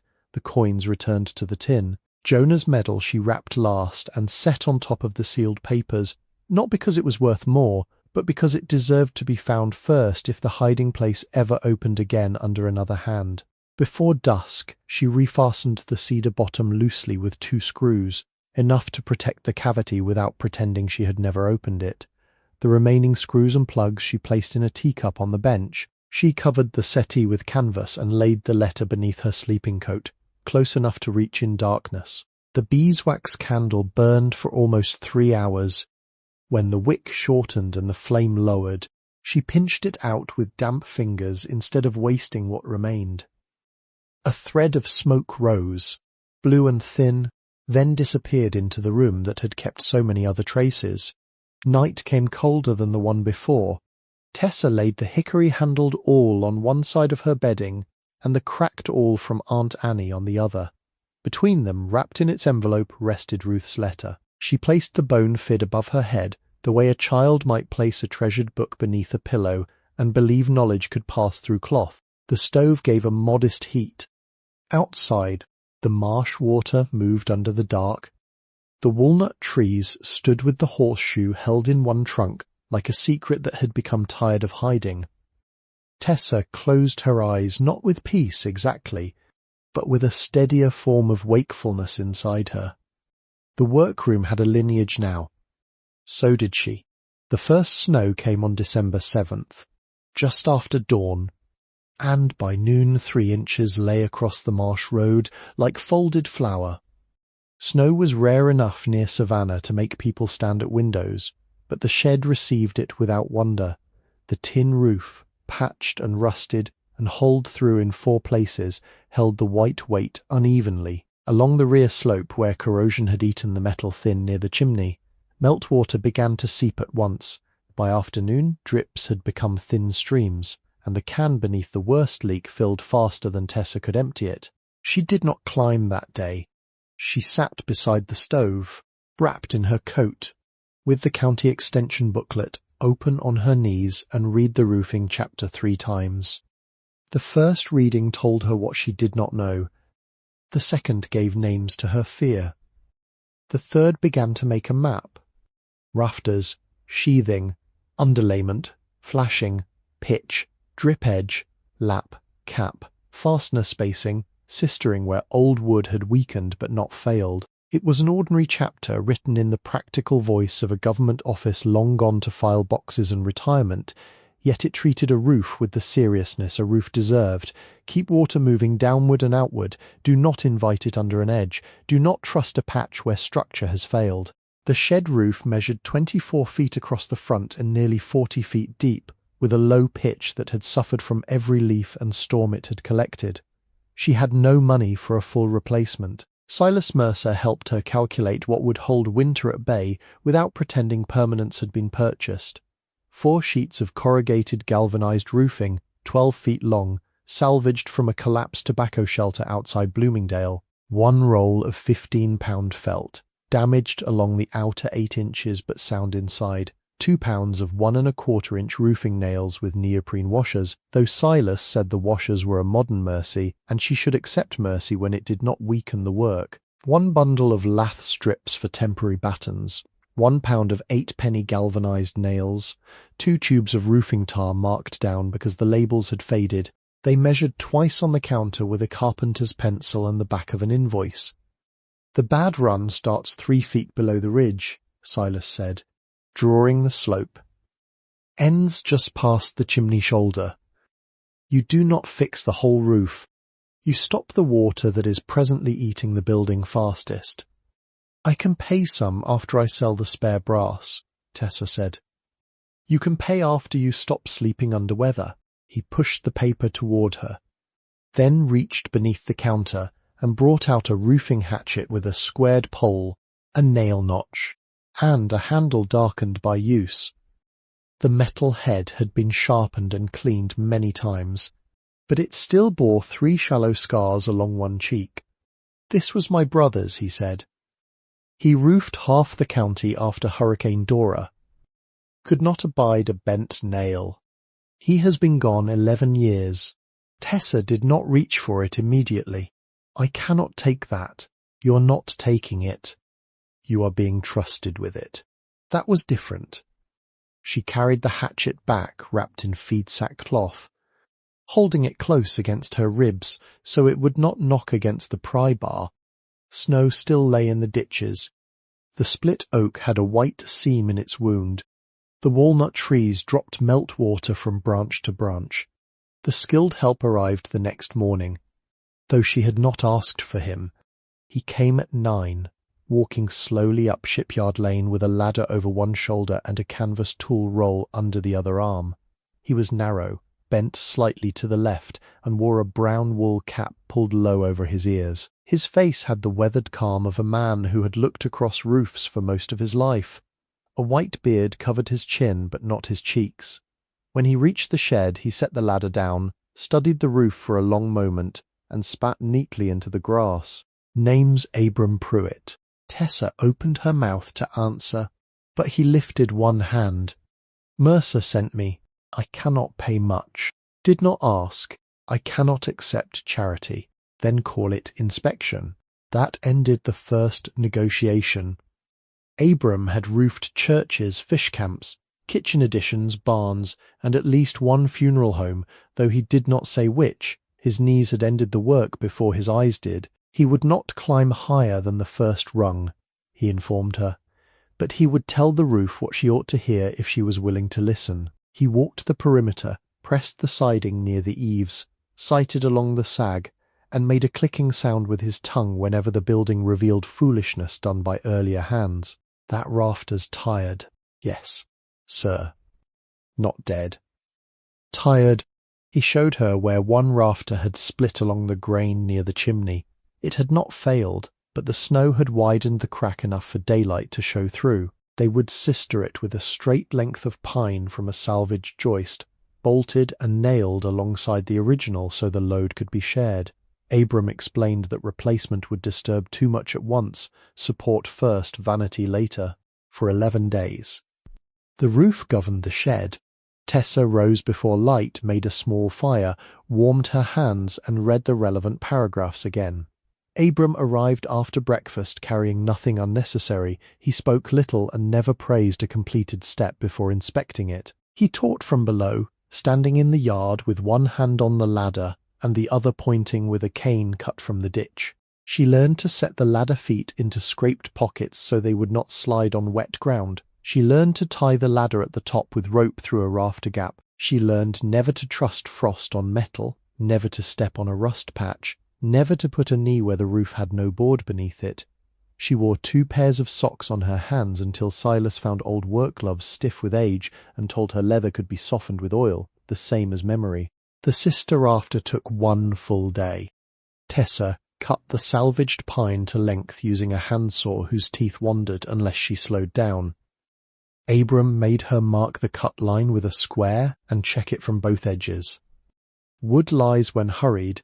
She fitted the sister beside the cracked rafter, clamped it, bored pilot holes with a hand drill, and drove nails in pairs every 12 inches, offset so the grain would not split. Where a bolt was needed, Abram had her pass the carriage bolt through both pieces, tap the washer flat, tighten the nut with a wrench, then stop before crushing the old wood. Enough. It still turns. Enough. The chalk line came next. Abram snapped it himself the first time, not because she could not, but because he wanted her to hear the sound properly. He hooked the line at the lower edge, stretched it to the mark near the chimney, lifted the string, and let it strike the felt. Blue dust laid a straight path across the black paper. Follow that.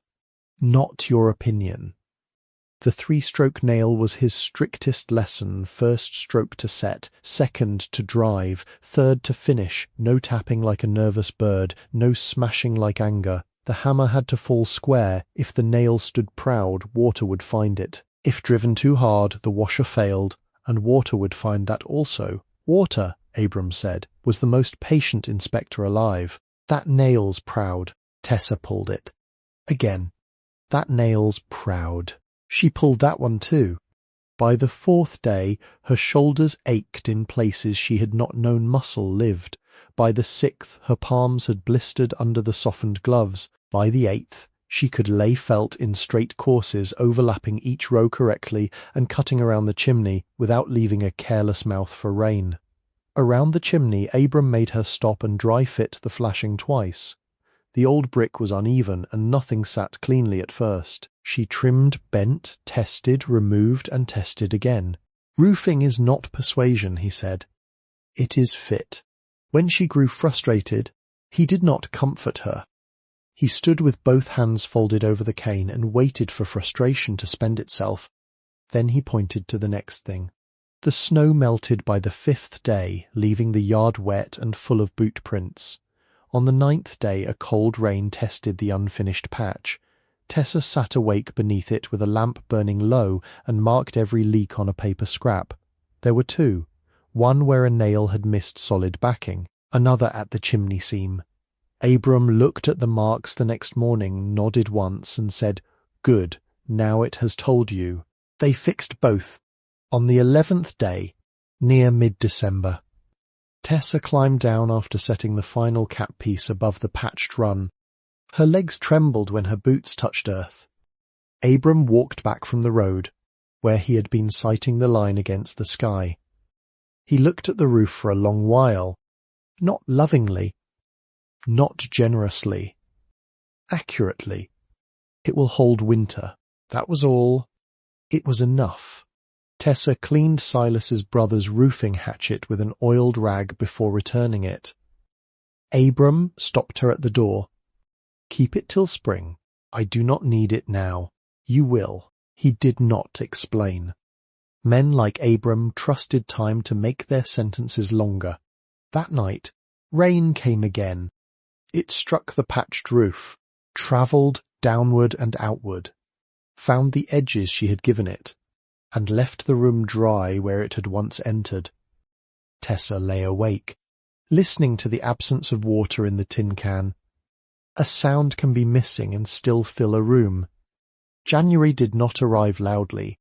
It settled into the shed by degrees, hardening the ground, thickening the air inside the walls, and turning every metal tool cold enough to make the fingers flinch.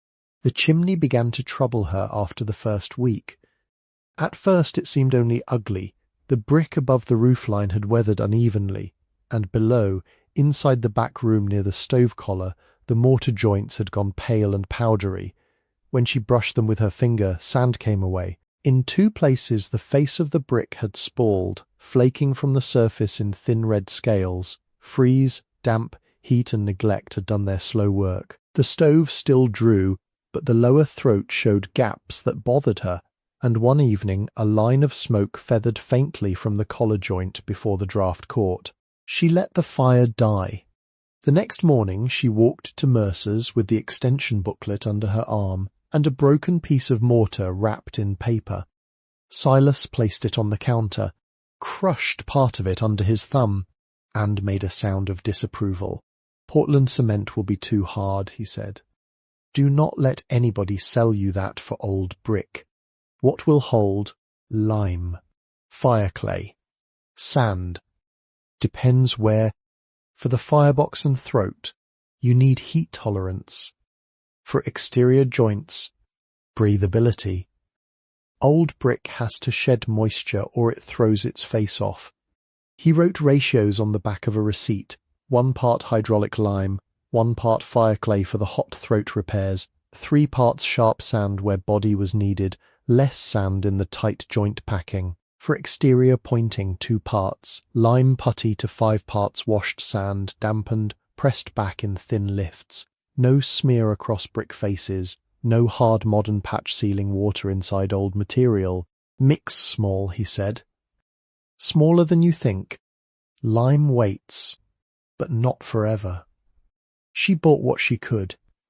Half a bag of hydraulic lime from a torn sack.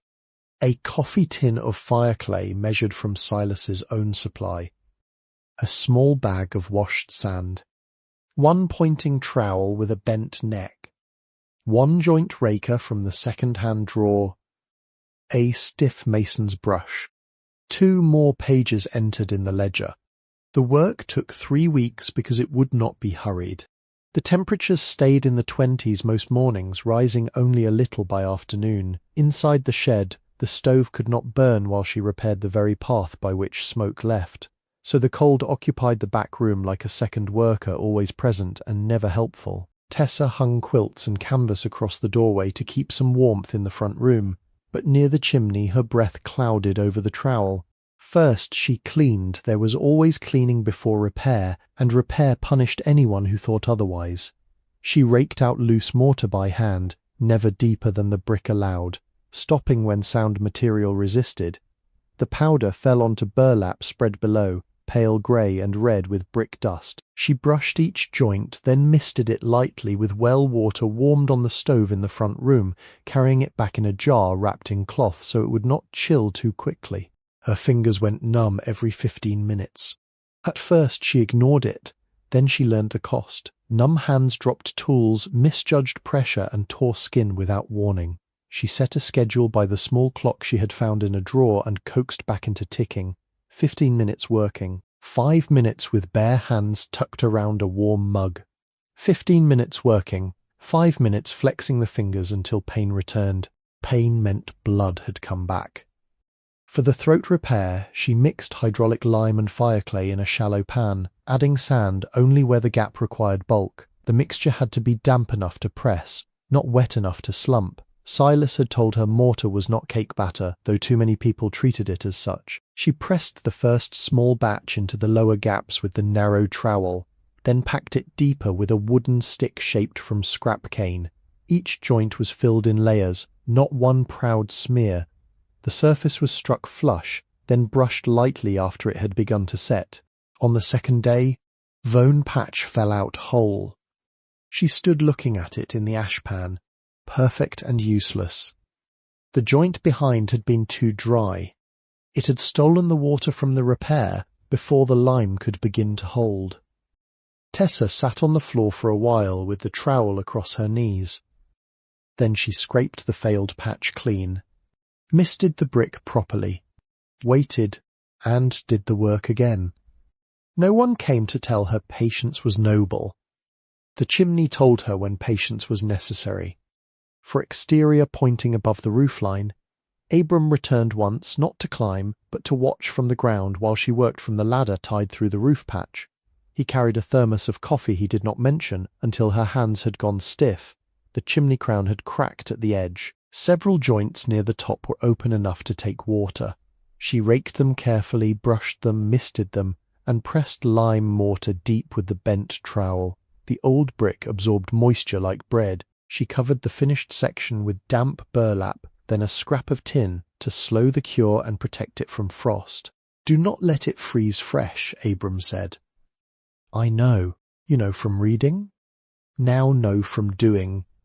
So she rose twice that night to check the chimney. At midnight, the temperature had fallen to 24 degrees. She warmed bricks on the stove, wrapped them in rags, and placed them near the interior repaired throat, not touching the mortar but keeping the air around it from dropping too sharply. Outside, she could do less. She trusted the burlap and tin, and distrust kept her awake. By the second week, her knuckles cracked. Lime found each split and stung there. She rubbed her hands with grease from an old tin Silas gave her. But the work took its share. Fine white dust settled into the lines of her skin and made her hands look older than her years. She did not dislike that. Young hands had not saved her. The spalled bricks could not all be replaced. Some were only faced away from beauty, not strength. Silas taught her to leave what still served. For the two worst bricks near the stove collar, she cut out the broken faces with the small chisel, squared the damaged pockets, and set thin salvaged brick slips bedded in lime fireclay mortar. The colour did not match exactly. It did not need to. Truthful repairs could be visible. On the 21st day, late in January, the final interior patch had cured enough for a test fire. She prepared for it as if for an examination. The stove was cleaned, the pipe joints checked, the damper opened fully, a mirror placed nearby, a bucket of sand ready. She laid only a little kindling, Then one narrow split of wood. The match caught. Flame took. Smoke rose. For 1 second, nothing happened. Then the draught pulled cleanly. No feathering from the collar. No grey breath from the throat. No smell of smoke entering the room, except the small honest scent from opening the stove door. Tessa watched the pipe warm, then stepped outside and looked up. A thin column of smoke rose from the chimney and moved east in the cold. It did not leak from the sides. It did not crawl from the mortar. It went where it had been asked to go. She stood in the yard with her arms wrapped around herself, looking upward until her neck ached. The sky had the hard blue of a winter afternoon. The walnut trees were bare, the horseshoe dark in the left trunk, the roof patch dull and straight beside the chimney. Behind her, inside the shed, the stove began to give heat into the room again. Clean smoke was not a public victory. No one driving Old Shell Road would know, but the building knew. So did her hands. The floors waited until the chimney could be trusted. A person could live over rough boards.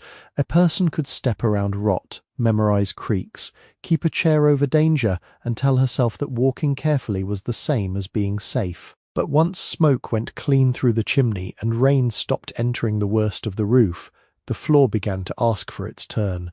The planks were white pine, wide and uneven, some nearly 11 inches across. Their edges had opened over time into dark lines filled with dust, cane splinters, and the small hard seeds of weeds carried in by animals. Many were hand-cut, and along the older runs the fasteners were rose-head nails, their hammered tops irregular as small black flowers. Tessa knelt with the oil lamp low and studied them as she had once studied cane holes around a chair rail. Do not erase what still holds. That became the rule. 3 boards near the rear left corner had gone soft from roof water and had to come up.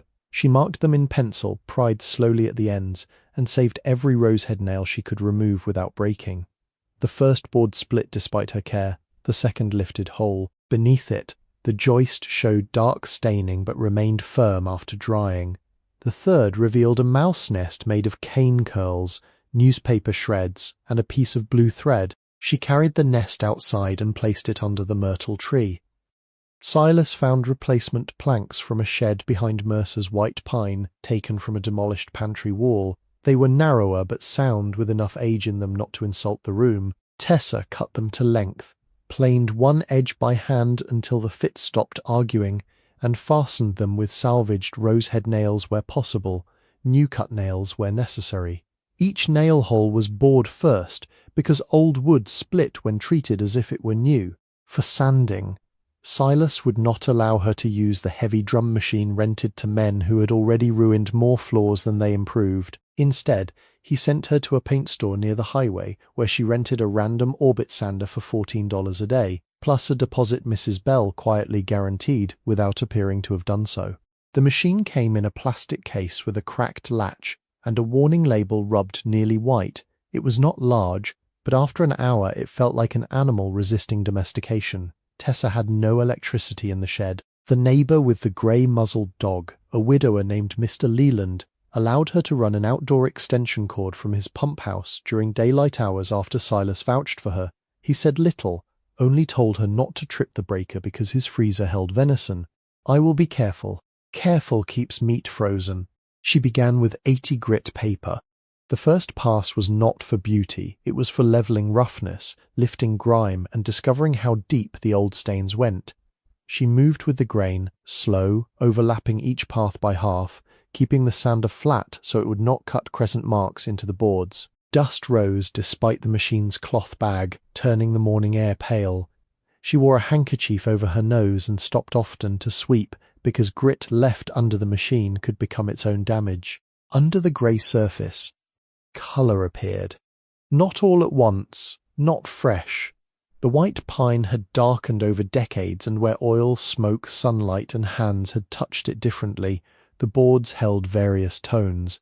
Some came up honey, some amber. Near the stove, where feet had stood warming themselves for years, the grain deepened toward brown. In the front room beneath where chair frames had long rested, pale rectangles remained like memories of furniture. The 80 grit pass took a full day and part of another. Her back ached. Her wrists buzzed at night from the machine's vibration. She woke once with her right hand curled as if still gripping the handle. On the second evening she returned the sander, paid for another day she could not quite afford, and carried it back in Mr. Leland's wheelbarrow because the road had turned muddy.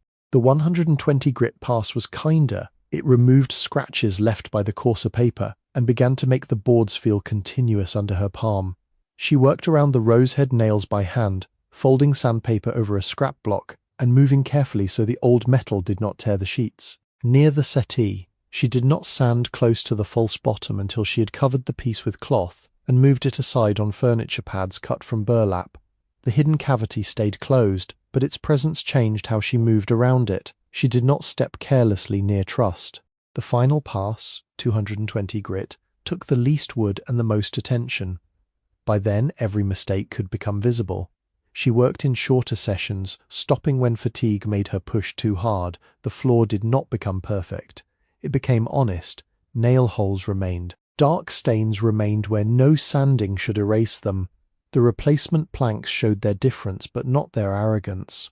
For finish, Silas gave her two options and argued against both extremes. Pure tung oil would cure hard and resist water but cost more. Boiled linseed oil was cheaper, warmer, slower, and required respect because rags could heat and burn if left crumpled. Tessa chose a mixture following the directions he wrote. First coat thinned, rubbed in until the wood drank.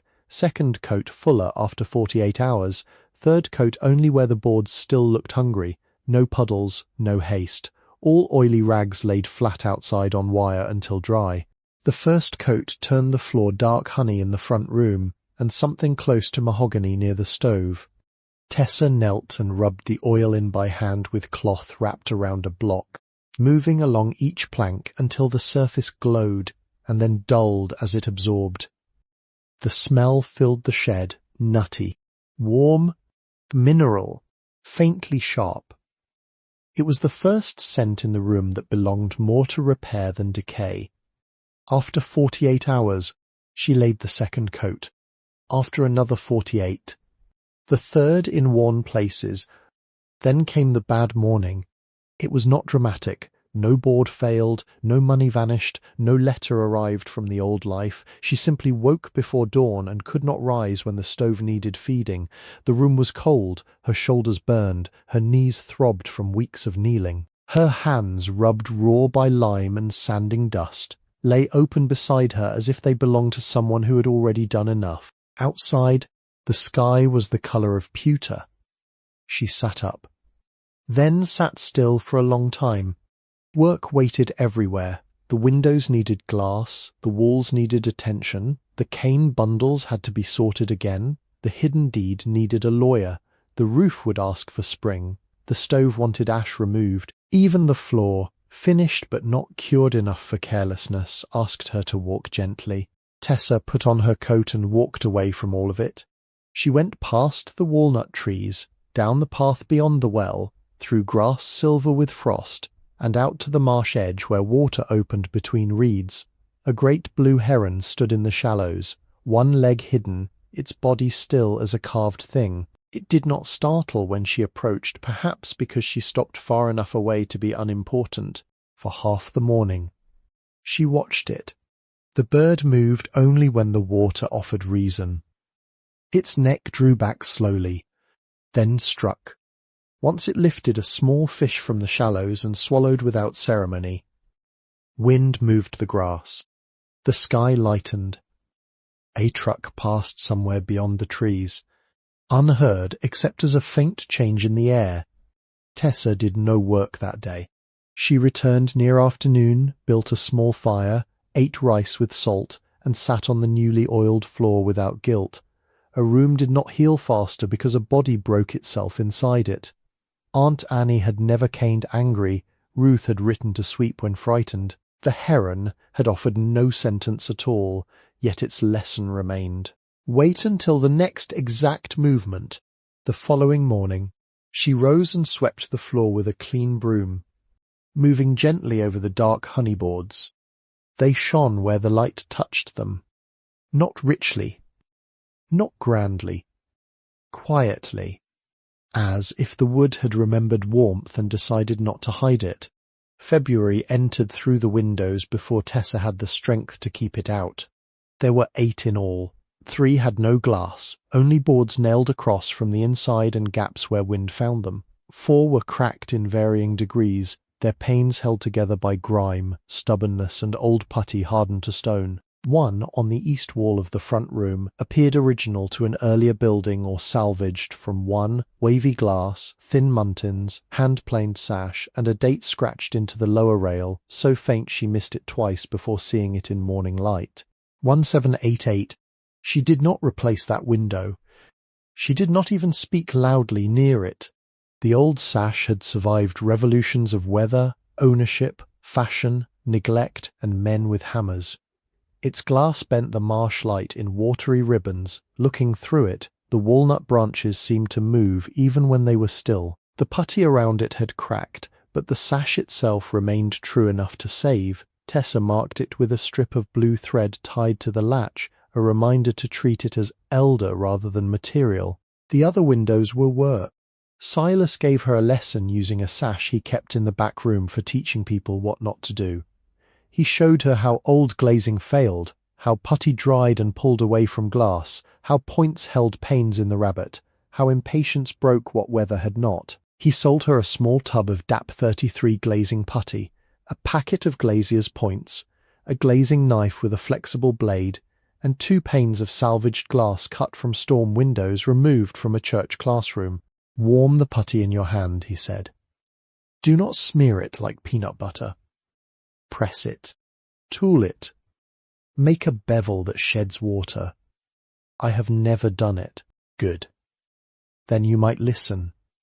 The first sash took nearly an entire day. She removed it by cutting through painted seams with a utility knife, loosening the stops and labeling each piece with pencil so she would know what belonged where. The sash cords had long since broken, leaving the weights hidden useless in their pockets. When she lifted the sash free, a drift of old insect wings fell from the side channel. On the workbench, she softened old putty with patience, a putty knife, and careful heat from a lamp set at a safe distance. Too much heat would crack glass. Too little made no difference. She worked inch by inch, freeing brittle putty in flakes. The glazier's points came out with needle-nose pliers, each one set aside in a tin, though most were rusted beyond reuse. 1 cracked pane broke despite her care. She did not scold herself. Glass had its own decisions. She cleaned the rabbet down to sound wood, brushed it, and applied a thin bed of warmed putty before setting the replacement pane. The glass lowered into place with a faint cushion. She pressed points every 8 inches, flat against the pane, using the edge of the putty knife to seat them. Then came the face putty, rolled in a rope between her palms, pressed along the edge, and tooled into a clean bevel from glass to wood. The knife had to move steady. Stop-start lines collected water. Ragged corners invited failure. Her first bevel was lumpy. She scraped it off and did it again. By the 3rd window, her thumb had learned the softness putty should have. By the 5th, she could set points without flinching. By the 6th, she began to understand that glazing resembled caning more than carpentry. Both were edgework, both required tension without violence, both punished pride. A strand pulled too hard broke. Putty pressed too thin failed. A chair seat and a window sash were different forms of asking the world to hold. The sash cords came after glass. Each window weight pocket had to be opened by removing a narrow panel in the side jamb. Inside, iron counterweights hung in darkness or lay fallen at the bottom among dust and wasp nests. Tessa bought 1/4-inch cotton sash cord from Mercer's by the foot, because nylon was easier but wrong for the old pulleys, cotton gripped, wore honestly, and could be tied with a knot that did not slip. She fed the cord over the pulley using a length of thin wire bent at the end. The first attempt failed, and the cord disappeared into the pocket like a snake returning home. She retrieved it after 20 minutes of patient fishing. On the second attempt, the wire emerged below and she pulled the cord through, tied it to the counterweight with a figure-8 knot, and tested it by raising and lowering the iron in the pocket. Abram came by once during the cord work and watched from the doorway. "Figure-8," he said. "Yes, sir." "Square knot slips," Silas said. Silas reads. "I fell off windows for 30 years. You fell once. That was enough to make me good." He left before she could ask more. The missing panes were patched first with salvaged glass, and then, where sizes did not match, with temporary storm covers made from clear plastic Silas had saved from appliance packaging. Tessa disliked the plastic, but February Wind cared nothing for preference. She tacked it neatly to removable frames, promising the windows in silence that she knew the difference between temporary and finished. The 1788 window she saved for last, though it needed the least and deserved the most. She removed no glass. She disturbed no sound putty. With a small brush, she cleaned the lower rail until the scratched date showed clearly. The numbers were uneven, likely made by a worker with a nail or knife point before the sash was installed elsewhere and later salvaged into the shed. She wondered what building had held it first. A house near the river, a counting room, a farmhouse gone. Something had lost a window so this place could gain one. She warmed a small amount of putty in her palm and pressed it only where the old line had failed, feathering the repair into the existing bevel rather than replacing what still held. Her hands moved with unusual care. Not fear. Respect. When she set the sash back into its frame, the cotton cord ran smoothly over the pulley, and the counterweight answered inside the wall with a low, satisfying rise. She lifted the window 3 inches. Cold air entered cleanly. She lowered it, and it closed without rattle. Outside, on the nearest walnut branch, a chickadee landed. It was so small the branch barely recognized its weight. Its black cap shone in the pale light, and its body rounded itself against the cold. The bird turned its head once toward the window, once toward the yard, then picked at something invisible in the bark. Tessa stood with one hand still on the sash. The restored glass held the bird in a wavering frame, not perfectly, but tenderly. Behind it, the marsh lay winter brown and silver. The horseshoe remained in the left-hand trunk. The roof no longer dripped on the floor. The chimney no longer smoked into the room. The pine boards had taken oil and kept it. She had not made the shed whole. Not yet. But by late February it had begun to answer differently when the wind came against it.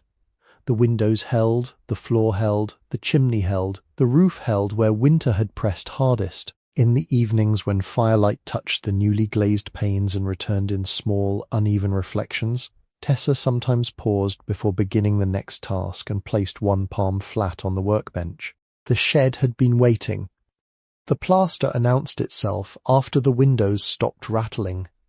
For weeks Tessa had seen the walls as background, the way a hungry person sees a plate but not the pattern along its rim. They were there, holding back cold, receiving shadows, stained by leaks and smoke and the long patience of neglect. Only when the roof, chimney, floor and windows began to do their work did the walls show their own trouble plainly. Most of the plaster was original or close enough to original to deserve reverence. Horsehair plaster laid over hand-split oak lath, the strips uneven in width and nailed with small cut nails into studs that had shifted but not surrendered. Where the wall remained sound, it was hard as shell. When she tapped it with her knuckle, it answered with a settled note, not hollow, not loose. Under its lime wash were faint brush marks from earlier coats, each one applied by someone standing in this same room with a pail, a brush and some ordinary reason to believe the season ahead required freshening. Near the chimney, however, 3 patches had failed. One sat just above the stovepipe, roughly the size of a serving platter, its surface crazed with cracks and bowed away from the lath beneath. Another stretched beside the rear corner where roof water had travelled down inside the wall before the repair. The third was lower near the baseboard where damp had turned the plaster soft enough to powder under the edge of her fingernail. She could have covered them with boards. She could have hung cloth. She could have told herself the walls were not first priority anymore. But she had begun to understand that a building noticed what was postponed for honest reasons and what was abandoned from fatigue. At Mercer's, Silas took down a brown paper sack from a high shelf and carried it to the counter as if it contained flour for a sacred bread. The label was faded nearly blank, but he knew what it was. "Horsehair," he said. "My father kept it from a plasterer who retired in 1956. Thought somebody would need it one day." Tessa looked at the bag. "Is it still good?" Hair outlasts opinions. The mix was simple in wording and difficult in practice. Lime putty, sharp sand, clean water, horsehair teased apart so it would not clump. The scratch coat first, pressed through the lath keys, scored so the next coat could grip. The brown coat next, 3/8 of an inch thick, levelled but not polished, left 72 hours to cure under damp cloth. Then the finish coat, 1/8 of an inch, fine sand, careful trowel, no fussing after it began to set. Silas gave her a hawk with one cracked corner and a plastering trowel polished thin from use. "Clean them before the lime dries," he said. "A dirty trowel teaches bad habits." She cut away the failed plaster only to where sound material held. The edge was not square at first. She undercut it slightly, brushed loose dust from the lath, and misted the wood until it no longer drank greedily. The exposed lath strips were beautiful in their own rough way, split by hand, not sawn, their fibres rising and turning with the tree's old weather. Some keys of original plaster remained behind them, hard white lumps that had pushed through and cured decades before. Those keys had held the wall for years unseen. Hidden strength was still strength. The first batch of scratch coat fell through too wet. It landed on the burlap below with a sound like porridge dropped from a spoon. Tessa stood looking at it, lime on her wrist, hair fibres caught across her fingers. Then she scraped it back into the pan, added sand, teased in more horsehair, and tried again. This time it pressed through the lath and held, forming little mushrooms behind the strips where her hand could not see, but knew they must exist. She scored the surface with a broken comb. 3 days later the brown coat went on. 3/8 of an inch felt like a small measurement until she tried to keep it even across an uneven wall. She used 2 straight sticks as guides, dragging the edge across them, filling low spots, shaving high ones, listening to the trowel hiss over wet lime. The patch beside the chimney tried to slump at the lower edge. She left it alone for 10 minutes, then returned when the mix had stiffened and pressed it back with the heel of the trowel. The finish coat was the most delicate, 1/8 of an inch, thin enough to punish hesitation, thick enough to cover the coarser work beneath. She applied it in long strokes, each pass overlapping the last, then laid the trowel flatter for a final smoothing. Not glassy. The room did not want glassy, it wanted a surface that belonged beside hand-planed wood, rose-head nails, and a chimney that had earned its smoke. When the patches cured, they dried paler than the old wall. Tessa stood back and studied them in late light. 3 truthful repairs near the chimney, visible if a person knew to look, modest if a person did not. She could lime wash later after the plaster had breathed long enough. For now, she placed her palm near the first patch, not touching it, feeling the faint coolness still leaving the wall. These patches will hold another 100 years. The sentence came without grandeur. It entered the room like a measurement. She cleaned the trowel until no lime remained along its edge, wiped the hawk, folded the horsehair bag closed, and set it on the shelf beside the saved rose-head nails. The room had gained no shine. It had gained endurance, which was rarer and more useful. The first paper bag appeared on the doorstep of the shed before sunrise on a Thursday. Tessa found it when she opened the door to empty ash. It sat just beyond the threshold, folded twice at the top, with a flat stone placed on it against the wind. Inside were 2 biscuits wrapped in wax paper, a jar of chicken broth, 3 boiled eggs, and a heel of pound cake dense enough to travel without crumbling. No note, no name. She carried the bag inside, set it on the bench, and looked out toward the road. No one moved between the walnut trees. Fog lay low over the ditch. Somewhere far off, a truck shifted gears. The next morning, another bag came. This one held rice, dried apples, a folded square of cheesecloth, and a small tin of tea leaves labelled in pencil. Again, no note. Again, the stone. On the third day, Tessa walked to town earlier than usual and entered the Willow Plate Cafe just after the breakfast rush. The room smelled of coffee, bacon grease, warm sugar, and the damp wool of men who had left their coats on chairbacks. Behind the counter, Doris Hembry was wiping down the pie case with a white cloth. She was a broad woman in her late 50s with auburn hair going silver at the temples and forearms strong from lifting stockpots. Her red apron had a flower thumbprint near the pocket. Doris looked up. Coffee. I came about the bags. What bags? The ones on my doorstep. Doris wiped the same clean spot on the glass. Folks leave all manner of things in this county. I need to pay. No, you do not. I cannot keep taking food. You are not taking. I'm putting. Tessa stood with both hands around the strap of the sewing basket, feeling the cafe notice her without staring. A man at the far booth turned a newspaper page. The cook in the back set a pan down carefully, as if sound might influence the outcome. I can mend something, Tessa said. A chair. A basket. Anything cane. Doris leaned one hip against the counter. When the shop reopens, you can pay me in candles. Candles. My mama liked beeswax candles and never got enough of them. I heard that place had old wax and old women in the walls. Seems fitting. Tessa did not ask who had told her. In small towns, information travelled by channels older than telephones. I do not know when it will reopen. Then I do not know when I will be paid. Doris turned and lifted the coffee pot, filling a cup though Tessa had not said yes. She set it on the counter. Drink that before it gets proud. The coffee was hot and bitter. Tessa held it in both hands. Doris went back to wiping the pie case, and no more was said about bags. After that the food appeared irregularly, never enough to feel like dependence, always enough to keep one hard day from becoming two. Lentil soup in a jar, cornbread, a paper twist of salt once, a slice of lemon pie wrapped so carefully it seemed intended for a holiday. Tessa kept every jar clean and returned them to the cafe porch before opening time. Doris never mentioned that either. Caleb arrived with a splitting maul and a bicycle bell that rang when it should not.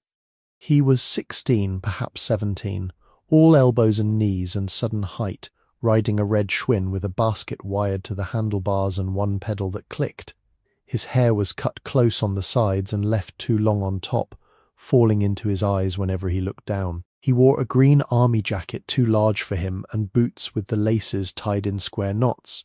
The splitting maul lay across his shoulder as if he had practiced carrying it on the way. Tessa was stacking brush near the side wall when he rode up, skidded in the soft dirt, and nearly dropped the bicycle into the ditch.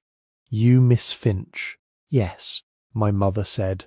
He stopped there. Tessa waited. She said about your grandfather. My grandfather? Maybe great. Or somebody. Finch. Fixed my grandma's porch swing when my mama was little.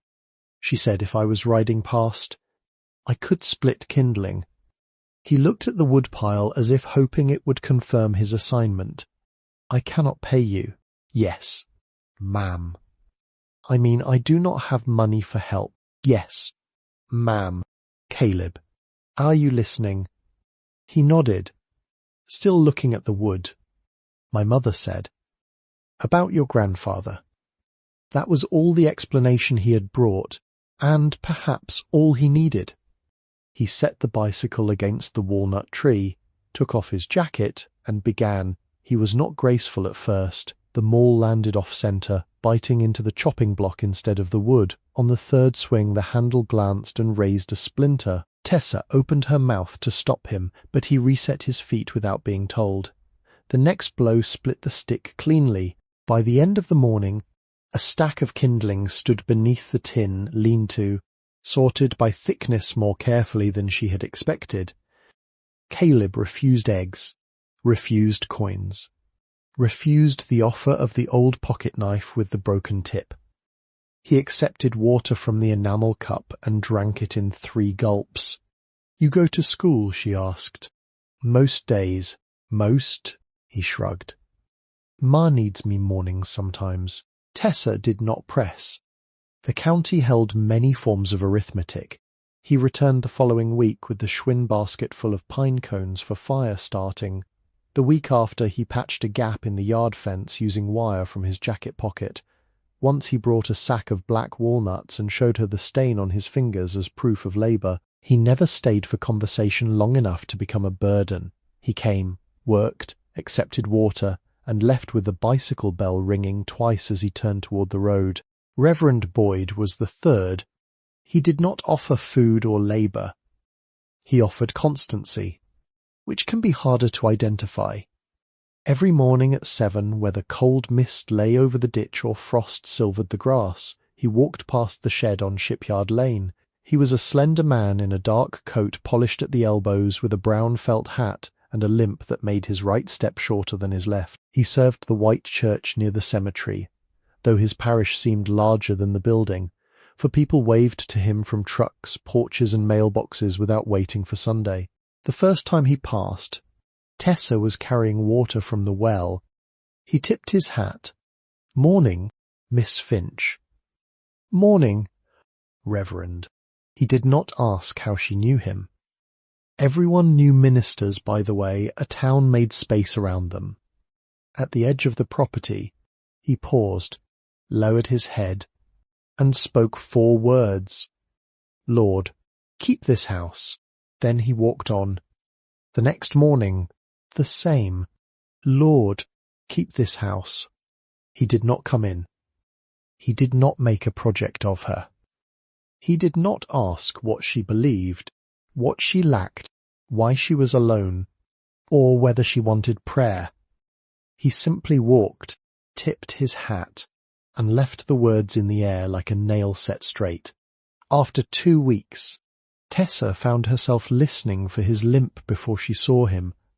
Tap, pause. Tap, pause. By then the shed had entered a kind of community without being publicly claimed. Bags came from Doris, kindling came from Caleb, a morning sentence came from Reverend Boyd. Silas kept the ledger. Mrs. Bell held the deed packet until Wednesday after 2 and handed it over with no ceremony except a nod. Abram inspected without admitting concern. Mr. Leland allowed the extension cord and grumbled if she thanked him too often. None of it resembled rescue. Rescue lifts a person out. This did something quieter. It allowed her to remain long enough to stand. Tessa postponed the cellar until February 11th. She had known of it since the 2nd week, when a warped trapdoor beneath the back-room shelving revealed a black seam around its edge. The iron pull ring was rusted flat. A person less tired might have opened it at once, but the shed had taught her hierarchy: roof before cellar, chimney before curiosity, windows before whatever waited underground with spiders and damp air. A hidden place could wait if the living place above it was still failing. On the morning she chose, the air was cold and dry. No rain threatened. The stove had burned clean since dawn. Caleb had split kindling 2 days before, and Silas had lent her a lantern with a wire guard, telling her to test the air before going below and to come back if flame behaved strangely. She cleared the shelves, moved 3 chair frames, and knelt at the trapdoor. The pull ring resisted, then lifted with a groan of rust. The door itself was heavier than expected, built of 2 thick planks braced underneath. It opened onto darkness, and a draught smelling of stone, cold earth, and dry leaves. 7 granite steps descended from the back room into the cellar. They had been cut with tool marks still visible along their edges, each step slightly worn in the centre. Tessa lowered the lantern first, watching the flame. It leaned, steadied, and burned true. She waited. Then she placed 1 foot on the top step. The cellar measured roughly 12 by 15 feet, larger than she had imagined, with fieldstone walls and a packed earth floor interrupted by flat stones laid in irregular paths. Moisture darkened the lower stones but did not pool. Along one wall stood empty shelves built from thick boards. Along another were 3 stoneware crocks, one cracked, one whole, one without a lid. Rusted hooks hung from ceiling joists blackened by age. In the far corner, a small square opening covered by wire mesh allowed air to pass from the crawl beyond. At the centre of the cellar lay a single dressed granite slab. It was not part of the floor. It sat too deliberately for that rectangular, perhaps 4 feet long and 2 feet wide, its surface smoothed and its edges chamfered. At one end was carved the same craft mark that had appeared in Ruth's seal, a woven hexagon crossed by 2 strands. Dust filled the cuts, making the mark visible only when Tessa held the lantern low. She stood over it for a long while. The slab could have been a cover, a marker, a foundation stone, a grave, though no human sense in her believed that, because the room did not feel mournful. It felt reserved. The edges were too tight to lift without bars and help. More importantly, the building had not asked for that work yet. She did not lift it. She brushed the carved mark with her fingertips, then stepped back. The shelves yielded ordinary remnants. A broken jar of roofing nails clumped red with rust. A bundle of lath strips. A wooden crate full of empty bottles. 3 newspapers, too damaged to unfold. A child's shoe, hard as horn. 2 lengths of chain. An iron trivet. A sack that had once held flour and now held only mouse-chewed cloth. The discovery came not at the centre, but on the stairs going up. As she lifted the lantern to climb, light struck a shadow beneath the 3rd granite step. The step overhung slightly, and wedged in the hollow behind it was a small oak box, no longer than her hand, dark with dust and fitted so neatly it could have rested there unseen for decades. She set the lantern on the 4th step and reached carefully. The box did not come at first. Damp had swollen the oak. She worked it side to side with 2 fingers, then used the bone fid to loosen the grit along its edge. At last it slid free, leaving a clean pale scrape on the stone behind it. Upstairs, she opened it on the workbench. Inside lay a brass key and a tin-type photograph. The key was heavy for its size, darkened with age, its shaft simple, its bit cut in an unusual pattern. The bow, instead of being round, had been shaped like a woven hexagon. The same mark again, teeny and exact. Whoever had made it wanted the craft remembered even in metal. The photograph was wrapped in tissue gone soft at the folds. Tessa lifted it and held it near the window. A young woman stood before the shed in summer light. The sign above the door was new enough to read plainly. Mallory and daughter vines had not yet claimed the roof. The walnut trees were slimmer, their leaves full. The woman wore a long skirt, a white blouse with sleeves rolled to the elbow, and an apron darkened by work. In her right hand she held a caning awl. Her hair was pinned at the back of her head, though curls had escaped around her temples. She looked directly at the camera with a levelness that made the years between them feel briefly porous. The face was not Tessa's exactly. No photograph from 1903 could be exact after blood had travelled through so many hidden branches and broken records. Yet the cheekbones, the line of the mouth, the shape of the eyes under their lids, all carried a resemblance too strong to dismiss and too delicate to claim loudly. On the back, in dark ink, someone had written, Beatrice Mallory, daughter of Sealer Mallory, age 25, summer of 1903. Tessa read it once, then again. Beatrice had stood in front of this cottage holding a tool of the trade, not as decoration, not as inheritance displayed for strangers, but as work. A young woman with a face that seemed to have waited under Tessa's own, separated by all the years when names were misplaced, tools were sold, women kept quiet, and records failed to care. She placed the photograph beside Ruth's letter. The brass key she held longer. It left a greenish scent on her fingers, metal and age. She tried it in nothing. The shed had many locks. most rusted open or broken entirely, but none seemed worthy of that key. A key shaped with such intention should not be worried into random holes simply because curiosity had hands. She set it on the mantel above the stove. There it remained, catching firelight in the evenings, unanswered. The cellar door was closed before dark. The granite slab below stayed untouched. The craft mark sleeping under dust at the centre of the room. Tessa wrote its dimensions in her notebook, drew the mark as carefully as she could, and then shut the notebook. Some inheritances opened in stages because a person needed time to become able to receive them. March came first as sound. The creek beyond the marsh road, quiet all winter except after rain, grew loud with snowmelt and season change, running brown and eager under the bridge near Vernonburg. Water moved everywhere, in ditches, under grass, along the low edges of fields, through the marsh where reeds bent and lifted as if the tide were breathing more deeply than before. The air softened, frost withdrew into memory. The first gnats appeared without invitation. At the walnut trees, catkins lengthened and trembled in the mild wind. Buds along the branches swelled, tight and green, and the horseshoe in the left trunk took on a darker stain after rain, as if iron and bark were still negotiating their old arrangement. Violets appeared near the outhouse. A fern uncurled behind the well. The myrtle tree showed small reddish leaves along its tips. Even the vines that had tried to swallow the shed returned with new growth, and Tessa cut them back daily with pruning shears sharpened on Silas's stone. She did not begin caning that spring. The decision cost her more than she expected. The tools lay cleaned and ready, the cane packets protected for decades, rested in their waxed paper. The workbench had been scrubbed, levelled and set beneath the best light.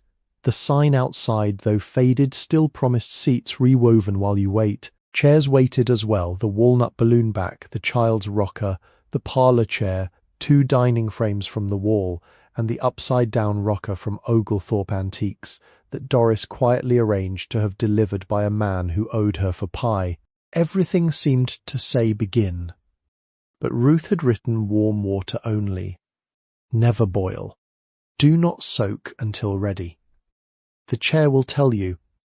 Tessa heard those instructions together and understood they did not refer only to cane.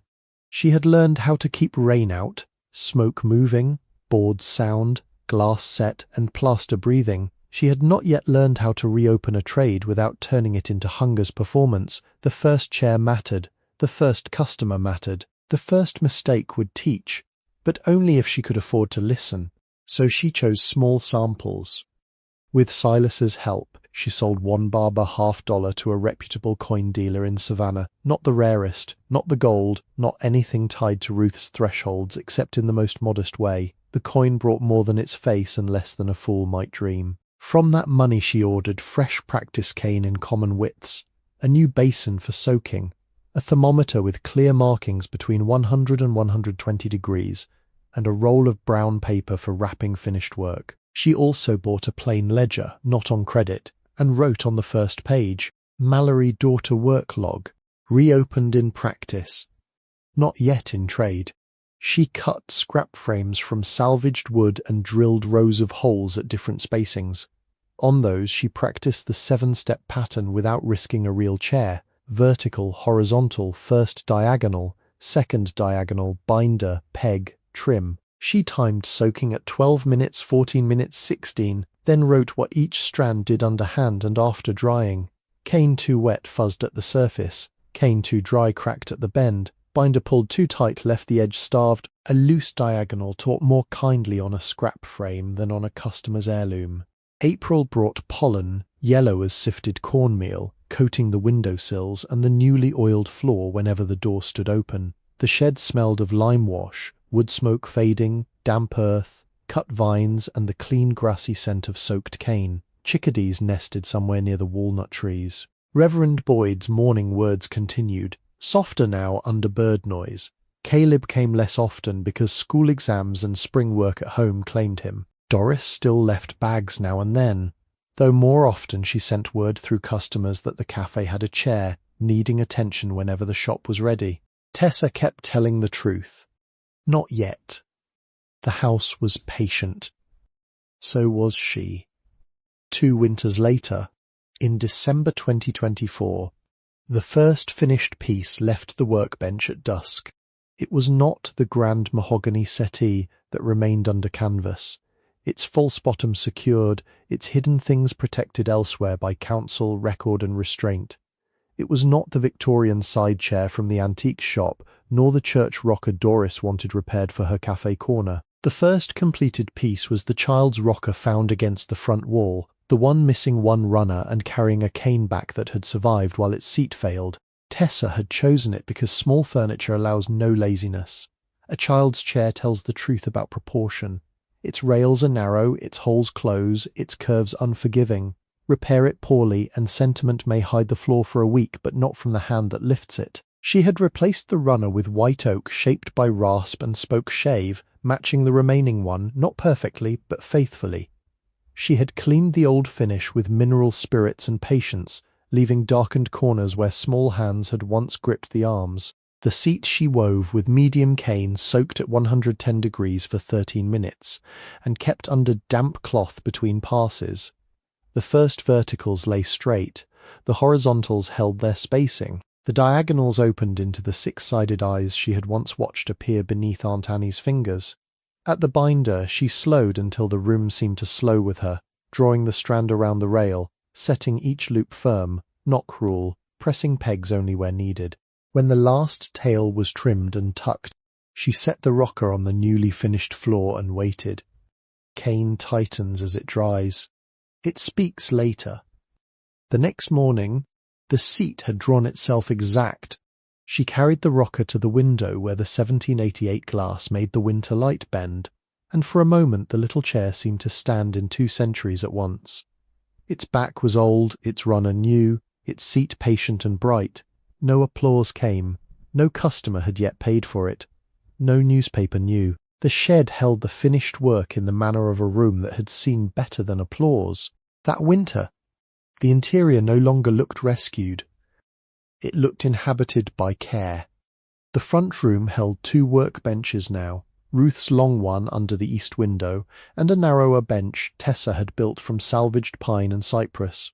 Tools hung on the wall by use, not display. Owls, gauges, shears, pegs, clamps, fid, tack hammer, glazing knife. The roofing hatchet returned by Silas after he declared it belonged where it was still needed. Shelves held cane bundles wrapped in brown paper and labelled with date, width, source and soaking notes. The ledger sat in a drawer when not in use.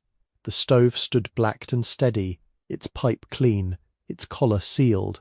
The floor had deepened under oil and foot traffic, dark honey in the front room, brown near the stove, pale only where replacement boards admitted their younger age. The plaster patches near the chimney had been lime-washed, but not hidden entirely. The windows opened and closed. On cold nights their glass darkened with reflected firelight, each pane giving back a slightly different version of the room. In the back, the mahogany settee had been moved to a safer wall and covered with a clean linen sheet. Above the stove, on the mantel, the brass key had remained for nearly 2 years, gathering dust and questions. The answer came by accident only because Tessa had stopped demanding it. On December 14th, after a hard rain followed by a freeze, a limb came down from the left walnut tree. It was not large, but it tore a strip of bark as it fell, exposing a darker hollow above the horseshoe. Tessa found it at morning light, the limb resting across the path to the well, the horseshoe wet and nearly black in the trunk. When she cut away the broken branch and brushed loose bark from the wound, her fingers struck metal, not iron, brass. A small plate had been set into the trunk long ago, then slowly grown over, just above the horseshoe and hidden by bark. Only the storm damage had revealed its edge. Tessa cleaned around it with the bone fid, working gently so as not to injure more of the living wood than the break already had. The plate bore the same woven hexagon mark. At its centre was a narrow keyhole. She went inside without hurry. Though her hands had begun to tremble, the brass key lifted from the mantel with a small ring of dust left behind. Outside, the cold air smelled of rainwater, bark and iron. She fitted the key into the plate. It resisted halfway, then seated with a soft click. When she turned it, something within the trunk released. Not loudly, not theatrically, only with the tired consent of a mechanism that had waited long past expectation. A small door opened inward. Inside the walnut, protected by a metal-lined cavity no larger than a bread box, lay a folded 48-star flag wrapped in oilcloth and a note inside a glassine envelope. Tessa carried both to the workbench before opening them. The flag was small, not the full burial size, but carefully folded into a triangle. The white stars had yellowed, the red stripes had darkened toward wine. It was a 48-star flag, the kind flown after Arizona and New Mexico entered the Union, and before Alaska changed the pattern. Along one edge in tiny stitches, someone had sewn J.E.M. Jonah E. Mallory. The note was dated November 11th, 1119. The handwriting was Beatrice's, rounder than Ruth's but steady. To the one who keeps the shop after us. This flag was sent with Jonah's effects after the war. He would not have wanted it put in a drawer with moths, and he would not have wanted it waved by men who never knew what mud he carried home in his lungs. Elijah lined the walnut hollow because Jonah loved this tree as a boy and hid pecans here, though it is not a pecan tree. Ruth says that is why the squirrels never trusted him. The medal is elsewhere for safety. The flag belongs with it if the right hands ever come. Jonah was wounded in France in the Meuse-Argonne fighting in October 1918. He came home in January with a cough he could not outwalk and a silence we could not enter. He died March 3, 1990 Swent. Vic, pick, not 1004, 990 Swent. One pick, my 9, night, light, rud, brew,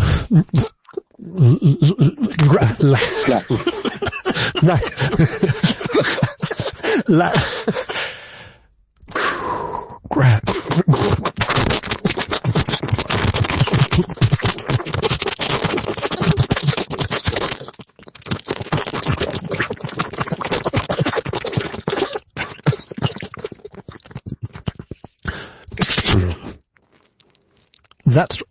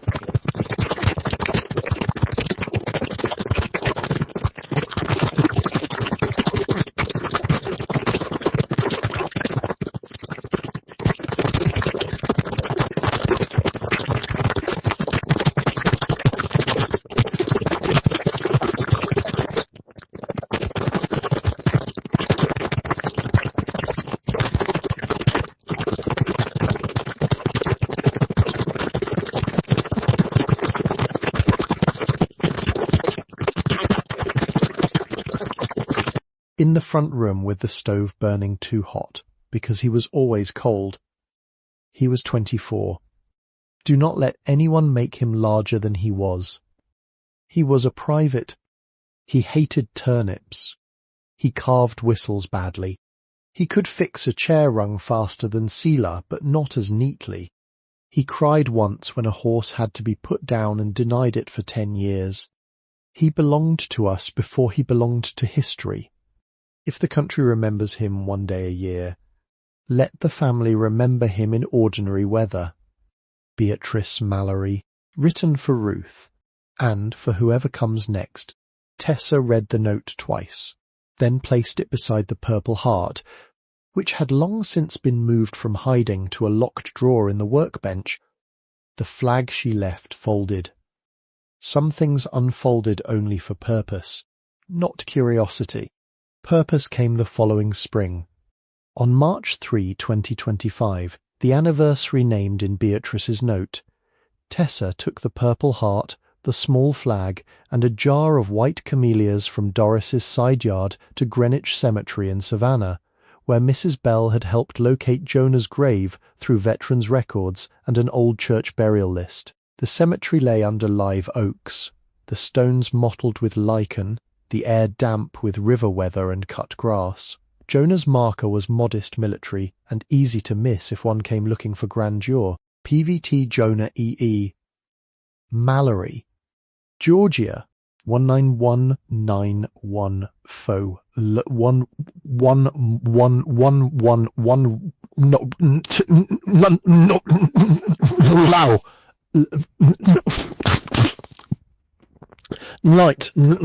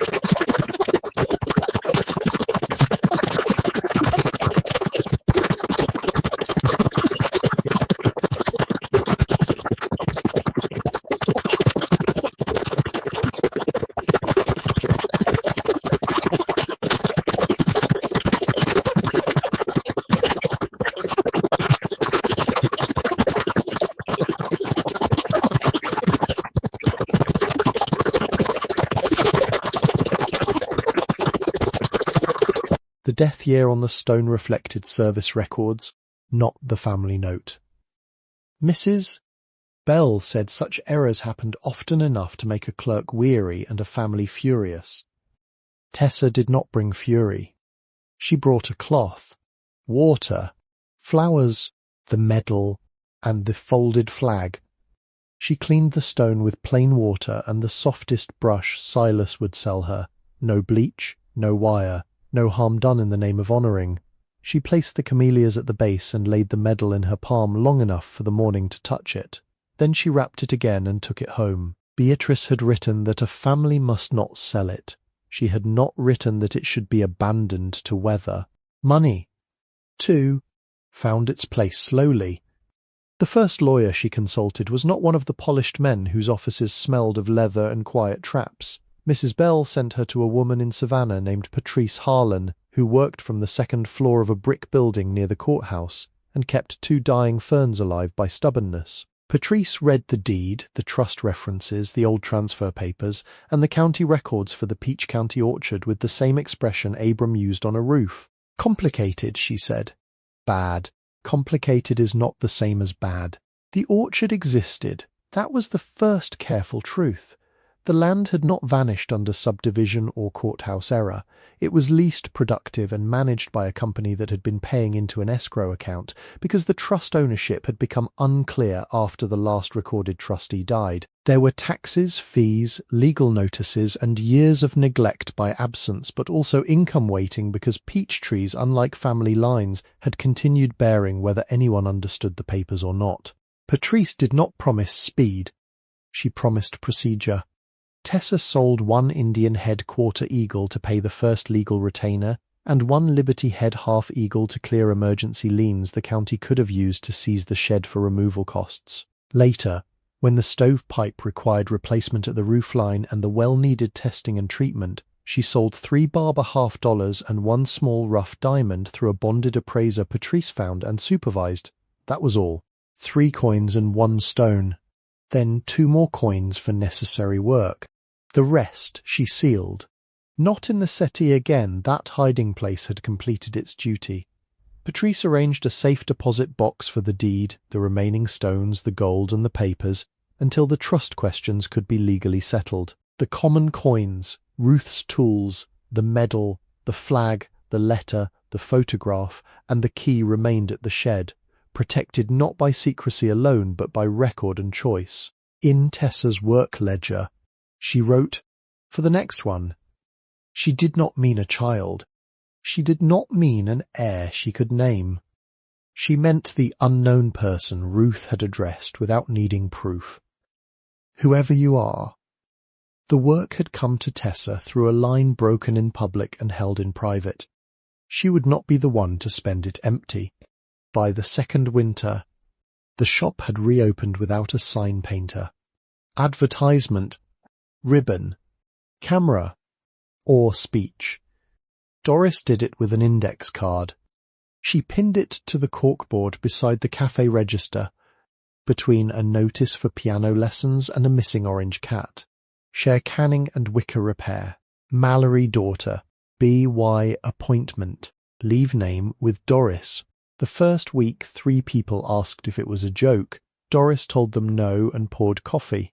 The second week Mr. Leland brought a cane-seated chair that had belonged to his wife and waited outside while Tessa examined it. The third week, a woman from Isle of Hope arrived with 2 porch rockers in the back of a station wagon and a shoebox full of broken cane pieces because her mother had told her never to throw away original material until the repair person saw it. By March, Doris kept a notebook under the counter with names, phone numbers, descriptions, and whether the customer could wait. The mailing list reached 43 before Tessa realized it existed. Doris had written each name in her firm cafe hand. Some wanted repairs. Some wanted to know when candles would be available. Some simply wanted to be told when the place opened for a public afternoon, though Tessa did not plan one. Public recognition felt too loud for work that required listening. Orders came slowly, and she accepted them more slowly, 1 chair at a time. Sometimes 2 if the work matched and the weather allowed drying. She refused jobs that required haste. She refused to make a chair look new when the better word was sound. She wrote estimates by hand and kept receipts in envelopes. She charged fairly, not cheaply, because Aunt Annie had once said undercharging skilled labour teaches people to despise what saves them. The first time a customer paid without complaint, Tessa placed the bills in the ledger and sat a while before moving them to the tin cash box. Doris's candles came in April. Tessa poured them from clean beeswax bought from a beekeeper near Richmond Hill, not Naomi's wax, which remained wrapped and saved. She made 6 tapers and delivered them to the cafe in brown paper tied with cotton string. Doris opened the package, lifted 1 candle, and held it to her nose. Debt settled, Tessa said. Doris shook her head. No. Account opened proper. Caleb returned in late May with a wooden sign wrapped in an old bedsheet across the handlebars of the red Schwinn. He was taller by then, though, still built of angles, and his voice had begun to settle into its adult place.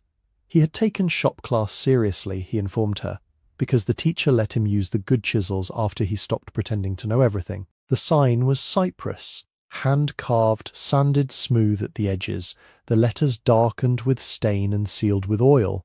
Mallory daughters. Plural. Tessa stood beneath the old faded sign, holding the new one in both hands.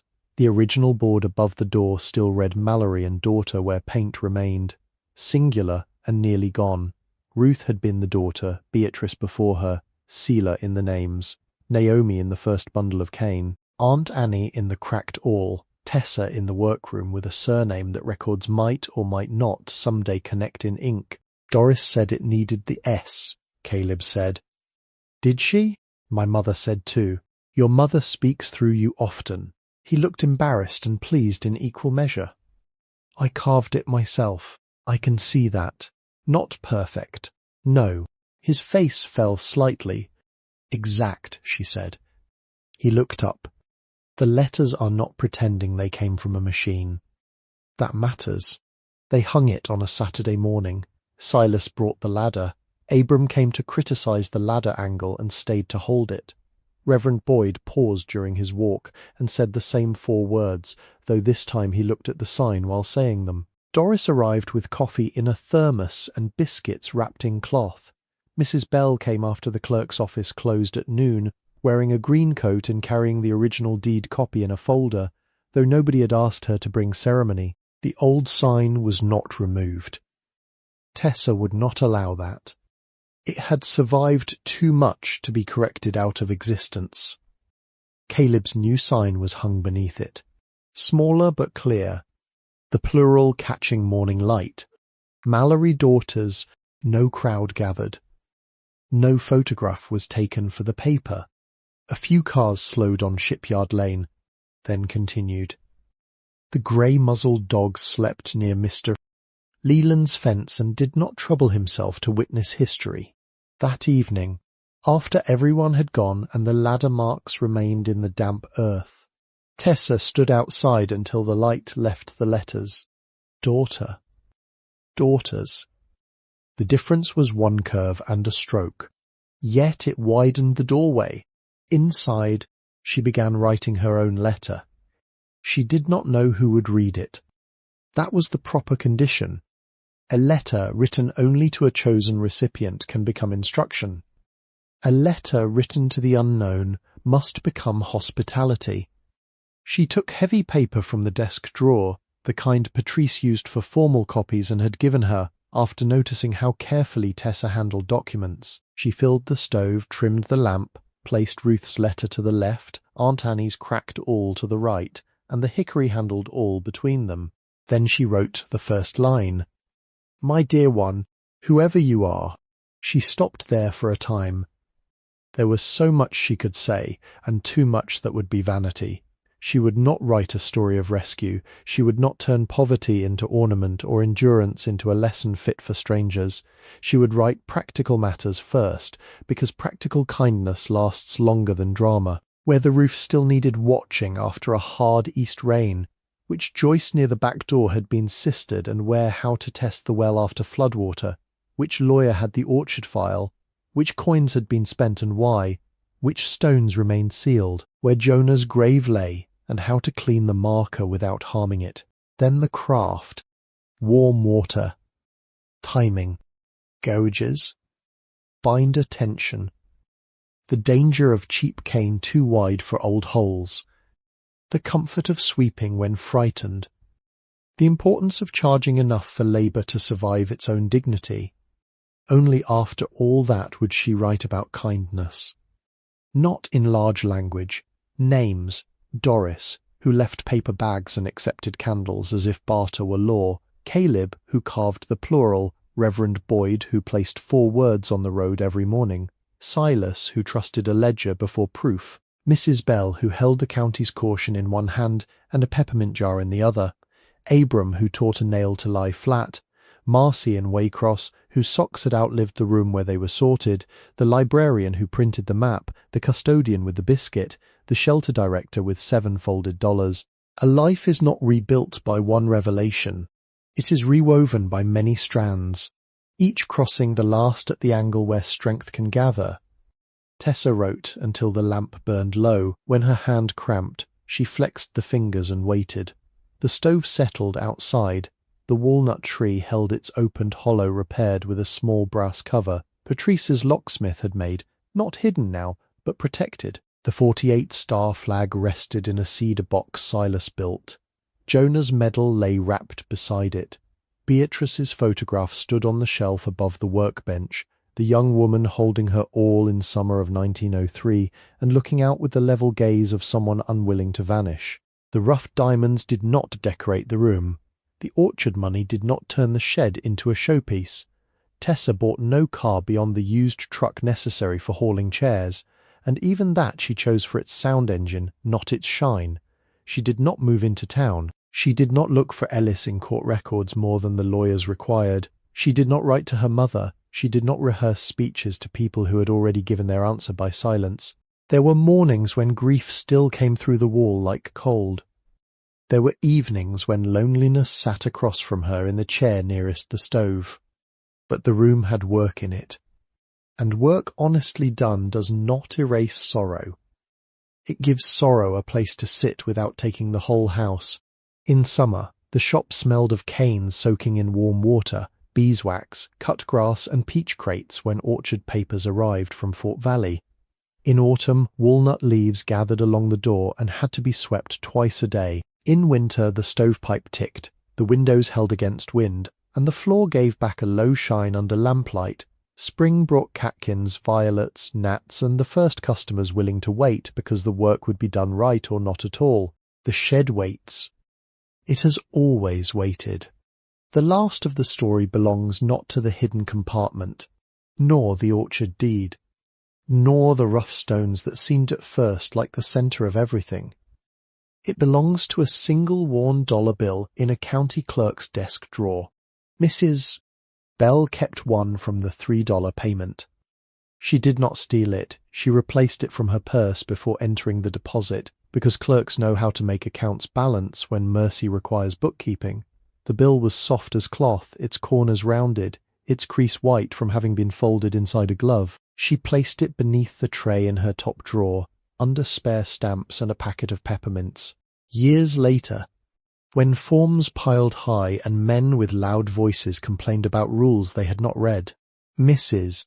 Bell would sometimes open that drawer and touch the folded bill once with the tip of her finger. Not for luck, for evidence. A person could arrive with almost nothing, sign her name carefully, and still become the rightful owner of a waiting place.